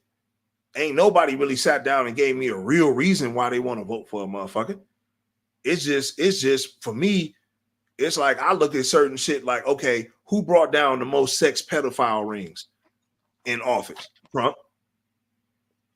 Trump. All these little sex pedophile rings that he was letting the FBI bust and all that type of shit that's been snatching children. All that shit came under his watch, nigga. That's important to me. I got a young child, nigga, and I live in one of the most vulnerable states, nigga, Georgia, nigga. So, like, why wouldn't that be important to me? But this is real facts that I'm giving you, though. Like, I'm not going off emotion, like he's racist. Like, no, nigga, this is a real fact. Like, nigga, he going after motherfuckers who's taking kids. Okay, nigga, that's important to me. He wants to close up the borders. Damn, nigga, that's important to me. Okay, he might not be for welfare. That's not a Republican thing. I get it. Republicans are not for a lot of benefits and shit. Well, guess what, nigga? I live in Georgia, so women don't really get benefits here anyway, nigga. You got to be piss poor to get benefits in Georgia, nigga. Like, so we're already under a Republican dictatorship, nigga. So that part doesn't affect us. But I think when it comes to the business part of it, he's an entrepreneur. He came from that sector. He's always going to keep that lane open for niggas. And that's why niggas was able to get a couple dollars while he was moving around. Like, you know what I'm saying? So if somebody want to combat that or somebody got some shit to say for the other, they go right ahead. But I don't want to hear the racist talk no more, bro. All the motherfuckers is racist, nigga, because they ain't nobody giving us our 40 acres and a mule in this bitch. Ain't nobody giving us no paper, no restitution. So all these niggas is racist. Nigga, if you really want, like, nobody, I can't expect a nigga from the opposite team to want to give up the ball, nigga. If you didn't have the ball, nigga, for hundreds of years now, whatever, how long it's been, and you didn't have the ball, like you've had the ball, then what the fuck is we talking about at that point, bro? Like, why would I expect you to give it up, nigga? Why would I expect you to give it up? Why would I expect you to teach us our real history? Why would I expect you to do that? You know, why would I shouldn't expect you to do that. We would have to do this on our own. Facts. I agree with that, Tremont. Like, you know what I'm saying? It's just if you like it or love it, a lot of people just don't like this man's delivery, bro. The way he talks to people. He's not the most charismatic motherfucker. I get it. I understand it. So, like, if you're not charismatic, that doesn't appeal to the ladies. Like, ladies don't like an charismatic individual. He's not charismatic to a lot of people.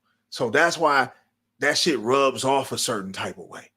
But we got to look past the emotion, though. Like, everybody always want to go off emotion. We got to look past the emotion. You feel what I'm saying? And regardless, if you look at your bank accounts, if you look at how you were living, you know, post, you know, the last 4 years versus this 4 years, I would think a lot of motherfuckers was living better than they are now. You know what I'm saying? Especially with the prices of everything going through the motherfucking roof. I agree, Tremont. Yeah, he gave us some bread. Right. You're always trying to use the rappers and entertainers. I agree. Because niggas follow the rappers and entertainers. That's why. Like, all these niggas follow and are influenced by what they see, what they hear. So, of course, they're going to use that, bro. And these motherfuckers is going broke. So, of course, they're going to take them handouts because the motherfucking, they got a lot of money they throwing out to these influencers. They ain't doing it for free. They're not doing it for free. Not at all. So, you know, like I said, I mean, regardless of who you choose to fuck with, I can't say I respect it because I don't think a lot of y'all motherfuckers don't do y'all research. That's my personal opinion. Say what you want, but I don't have a problem with it. I'll say that. I don't have a problem with whatever you choose, whatever you want to be, whatever you want to do. That's on you. You know what I'm saying? Because I believe it's written anyway. What's going to be is going to be. So ABC News. That's my take on the debate. Now, when it comes to the debate, I know a lot of people are saying that he lost and she won. I do think she handled herself, in the debate. She did well. You know what I'm saying? As far as because Trump gonna be on his time, and she just combated it in a female type of way. Why are you so angry? And you preach hate, and she using that type of ploy. So, at the end of the day, of course, that was gonna rub people the right way. So, like I said, I just want people to take emotion out of this shit, and whoever you choose to vote for, please do not have emotional ties to either of these motherfuckers because they ain't putting no money directly in your fucking pocket, nigga. Trust and believe that, nigga. Whoever you vote for is not going to motherfucking call you on the phone and say, man, good looking for that vote. I'm going to send you a couple dollars. Nobody's going to fucking do that shit. So whoever you fuck with, nigga, I really don't give a damn. Just to be real. Yeah, the colorful one, for sure. For sure. But moving forward, you know what I'm saying, as we get ready to wrap this up and get into the fuckery. But before we get into the fuckery, man, we definitely want to congratulate Cardi B, the homie, man. Like I said, I don't know what that was, but Cardi B just had another baby. You know what I'm saying? Shout out, like I said, to Cardi, man, one of the first to, follow the page and motherfucking like the videos and shit like that. So always hold a special motherfucking place in my heart. But yeah, she just dropped another one with the homie Offset. I know there was a lot of rumors and shit that it was somebody said it was like a video circulating where it looked like she had a fake baby bump or whatever. Listen, regardless if she's having them naturally or not, that's a real baby. And, we definitely want to congratulate her. Now, Offset is currently, it looks like he's dating another chick as we scroll through and see the actual child. Got all the other kids in there, all the other kiddos.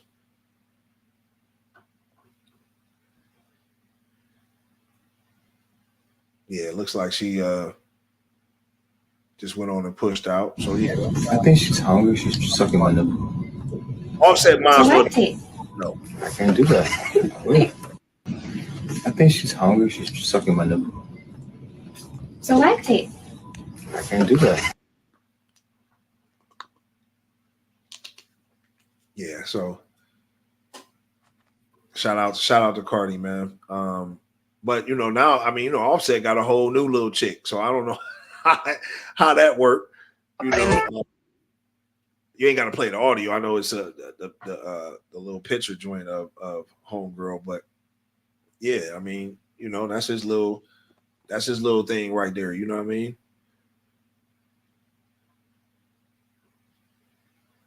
What it do? This old lady, Cardi B, she filed for divorce, so nigga moved on. Yeah, it's good to see though that they can, still coexist, and he was there for the baby being born, and all that type of shit, man. So I think that shit was cool. You know what I mean? And they'll be back together before Christmas. They'll be in matching PJ with the family. Yeah. I think that should be kind of like on some promotional shit, man. They both of their careers, Offset's albums ain't selling. And like I said, these niggas got expensive habits, bro. They drive in all type of expensive cars, got houses. I think she about to sell the one house. So obviously it's a lot of bills, man. It's a lot of bills for the thrill. You know what I mean?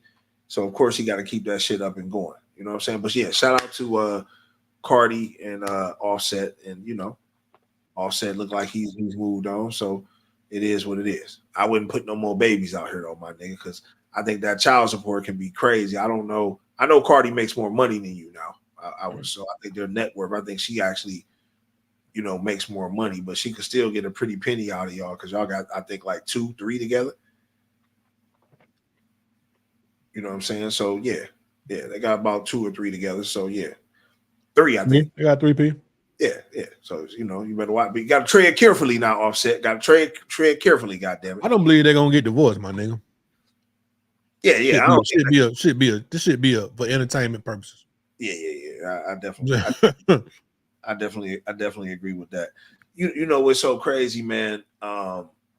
Looking at this next thing real quick too. I just wanted to throw that out there because the species, the animal species, is more in depth than what we know, right? The fact that dolphins have a bromance in which 2 males pair up for as long as 15 years. That's a long time, bro. You know what I'm saying? And they help each other hook up with females. I just thought that shit was crazy. Like, man, even they move in packs like that. Like, yo, that's like you hooking up with your man. You like, yo, man, we gonna go out, we gonna hang out. They just swimming around the ocean, just trying to get next to fucking Eco. You know what I'm saying? Like that. I just thought that shit was crazy, bro. Like a wingman for real. Yeah, like a wingman. Like, you know what I'm saying? Like, yo, bro, like he probably told him, like, yo, man, when I'm meeting these dolphins, she always got her sister with her.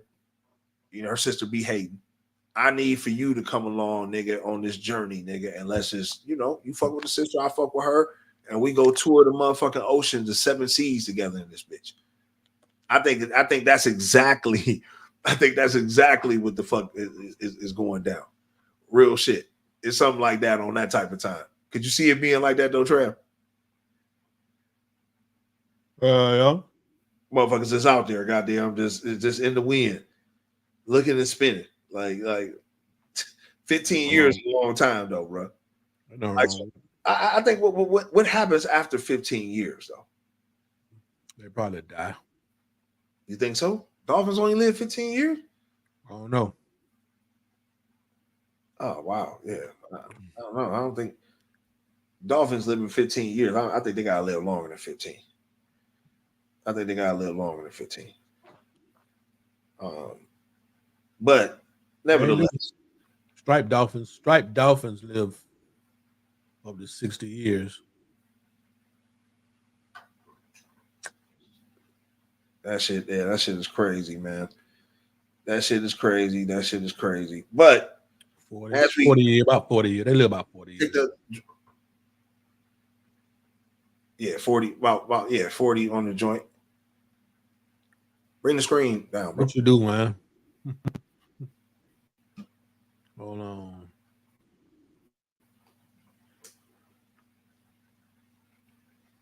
Got going, bro. Oh, that was you, my nigga. That wasn't me. Oh, you send that? Yeah, I'm sending the joint. I'm sending the joint through. Yeah, when you do that though, you be changing the screen. Oh shit. Oh, okay. Yeah. Okay, yeah. So yeah, my bad. I didn't mean all the videos to come down at once. But as we obviously, man, we appreciate y'all, man, for tuning in. Obviously, man, before we close this shit out though, we definitely want to get into these fuckeries, man. And a couple of these fuckeries are revolving around work. And I just thought that these was motherfucking crazy. Trav, let's run them. It's the last 3 that was dropped. First one, before we get into the work ones. This one, come on, man. World's first ice cream made from recycled plastic. Is we fucking who is eating recycled plastic? Like, you know what I'm saying? Like, who's eating recycled plastic? Somebody as ice cream. And it just go to show, bro, that we're running out of food. We're running out of food. You're basically telling me I can go take Kroger bags and goddamn and put them, you know what I'm saying, and make ice cream. Look, just the trash. And I can make you some strawberry sherbet. Like, what is we talking about? That shit is crazy, bro. Well, she's actually talking. Let's play the clip. Let's go ahead and play the clip. Transform it into vanillin, which is the molecule responsible for the vanilla flavor. Ortolani stresses that her ice cream isn't currently available for human consumption. I've even had members of the public email me saying it's irresponsible to encourage people to eat plastic.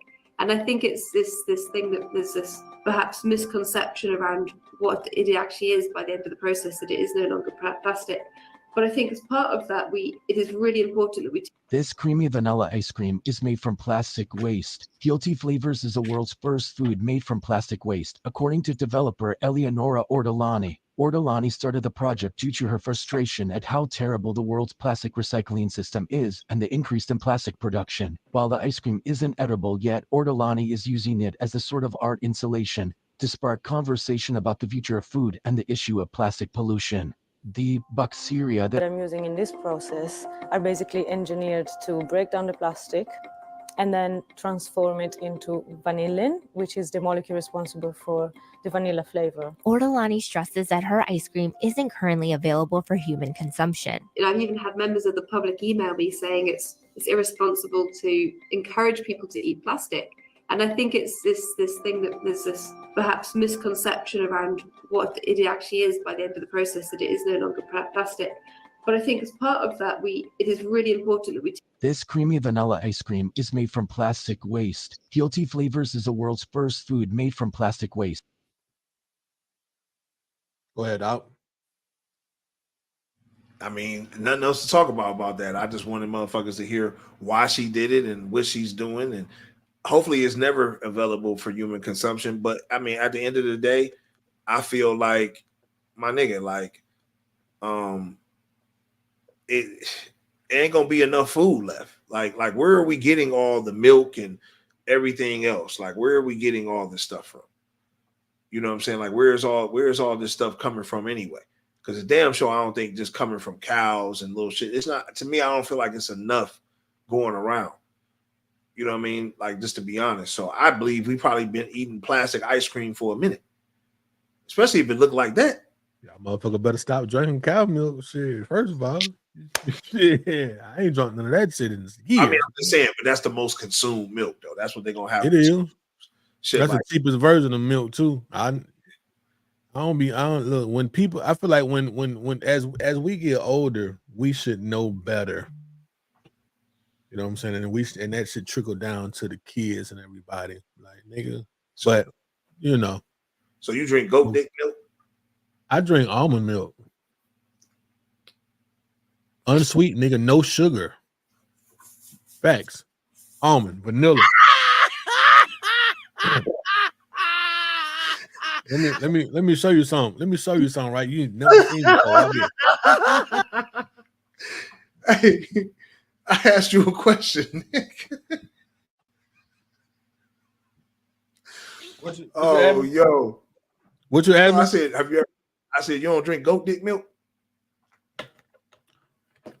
Oh, nah, I ain't never drunk none of that. I ain't know what the hell you said. I drank this shit right here, almond breeze. Oh shit! And I've been drinking beer, nigga, and I'm drinking milk now. Oh man, that nigga about to be on the toilet. No, it's not the Beer same thing, milk? my nigga. This is not milk. This shit comes from nuts. So it do come from nuts, nigga. That shit crazy to the motherfucker. So it don't have the same effect as regular milk. It ain't gonna make me. It's not gonna. It ain't like drinking that cow. It ain't lactose. It ain't lactose, my guy. Okay, that shit tastes amazing to me. It tastes like milk. Some people have tried that and say it ain't sweet enough. I know it, nigga. I got unsweet. I don't want none. I don't want shit with sugar in it like that for real.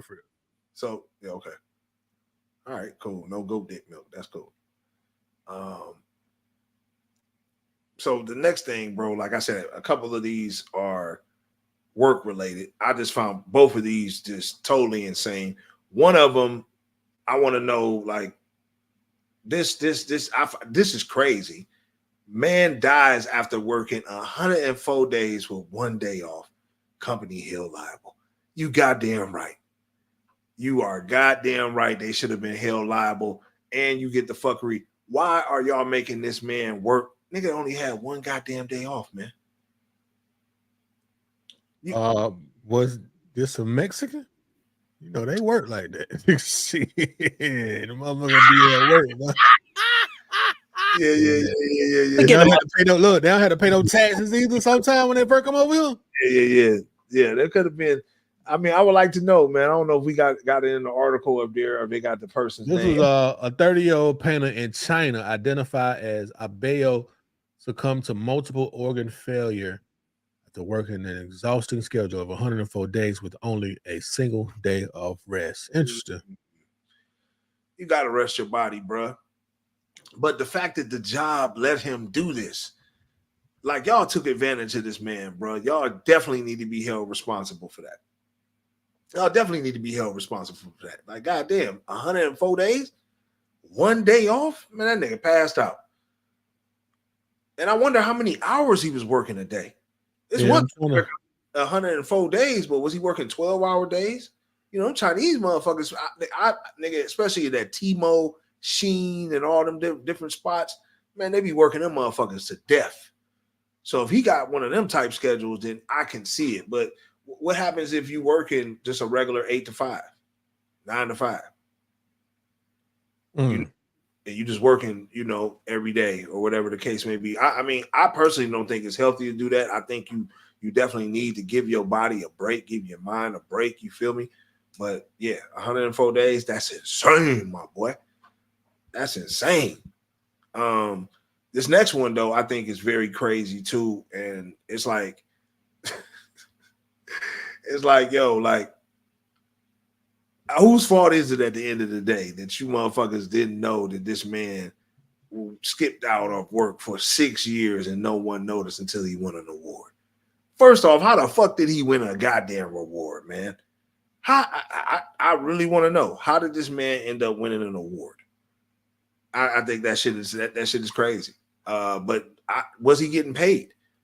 Like, does he have to return the money if it's been 6 years since he wasn't at work and you guys were still paying him? Can you imagine that you didn't show up for a job for 6 years and for 6 years you getting just a check every 2 weeks in your direct deposit? Like I don't even know how that shit will work out, bro. Like, is he supposed to give the money back? Nigga out here living abroad, nigga in Colombia, nigga. Getting a check. All in Thailand and shit.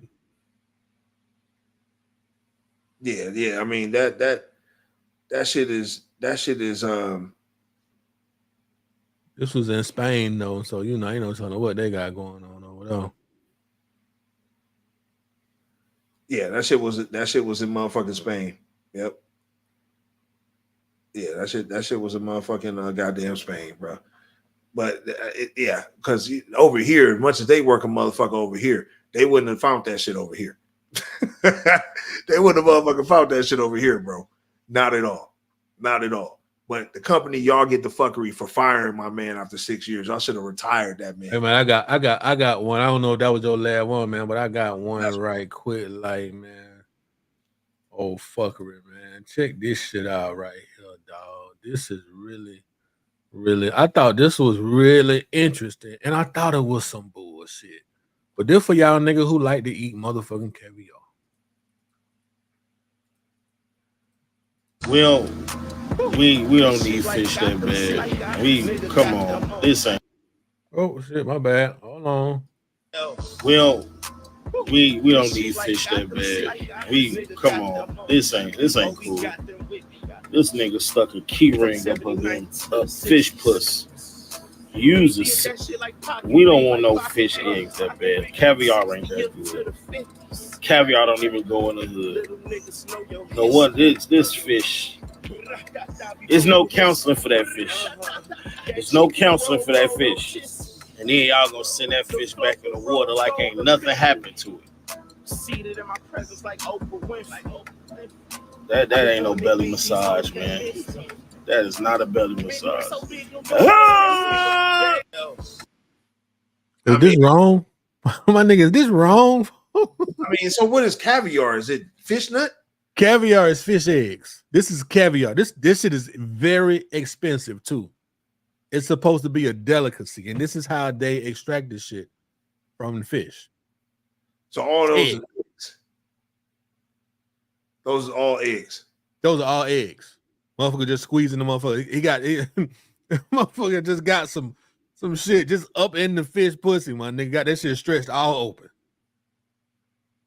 That shit crazy as That fuck. shit crazy, ain't it? How many fish do you have? Oh, Like how many fish? I mean, how many fish can a fish make? I think it's hundreds of thousands, my nigga. They told around at one time. It's some shit like that. I'm trying to see how much is caviar worth. Let me see how much is caviar per ounce. But they got some shit called Beluga Kaluga hybrid caviar. 1,000 grams, nigga, for $2,800. And that's all. That's fish pussy. That shit crazy. Nigga. Speaking of pussy, we're gonna end it like that. I put one more in there. So obviously, eating the box is very real, right? And when you stop eating your woman's box, it could lead to murder. This woman took it upon herself. Wife kills husband because he stopped eating her poon every night. The nigga all got tired. Like, damn, so the nigga stopped eating your poon every night and you kill him? Man, you women are crazy. She thought the nigga was eating somebody else. What do we got right here, man? What do we got up under there? Before I can't. This should say before we got married, I used to get my vagina ate every night, but then he started acting brand new. He knows I love my pussy ate before we made love. It's all his fault. Said 38-year-old Maryland native Tasha Smith, who is making headlines for what it looked like it say for retaliation or retaliating against her husband because he stopped giving her that good mouthpiece. Damn. You definitely got to get the fuckery for that one, babe. Like, because now you about to be in jail. Well, you might get your pussy ate every night, right? Because you know, that's just how it goes down. So I hope you go both ways. But you know, you definitely get that fulfilled now. But I it's just like, damn, can you imagine him just in the afterlife like, fuck? It's like, man, you know, I think I think ghosts, when you go to the afterlife, they ask you, man, like, so what happened? Why are you here? You look young. Man, I stopped eating pussy, man. I missed 2 days and the bitch killed me. Like, bruh, what we'll do for you to honor your memory is we're going to give her the fuckery in life. So now she'll have the fuckery attached to her for life, so you may rest in peace, my brother. And that's how we going to end this motherfucker, man. We appreciate y'all, man, for staying up, the ones that did live with the comments and shit, man. We appreciate y'all for keeping it live, pushing through the midnight hour for that 3-ball. You know we fuck with y'all, man. Y'all make sure y'all check us out on all platforms, all streaming platforms, man, especially IG, YouTube, Twitch, Deadbolt, ATL, man. You know what I'm saying? Make sure y'all follow the cool one. Make sure y'all follow Deadbolt FMG. Make sure y'all follow Deadbolt goddamn TV1 on TikTok. And you know, just continue to support, man. Continue to tell friends. You know, we gonna keep giving y'all this raw media. And you know, we appreciate y'all, man. Trav, any parting words for the people? Y'all make sure y'all have a good night. And there it is, man. Deadbolt ATL, man. Hip hop news, everything affecting our culture, and all the fuckery around the galaxy. Till next time. To me, the most important thing is this: to be able at any moment to sacrifice what you are for what you will become.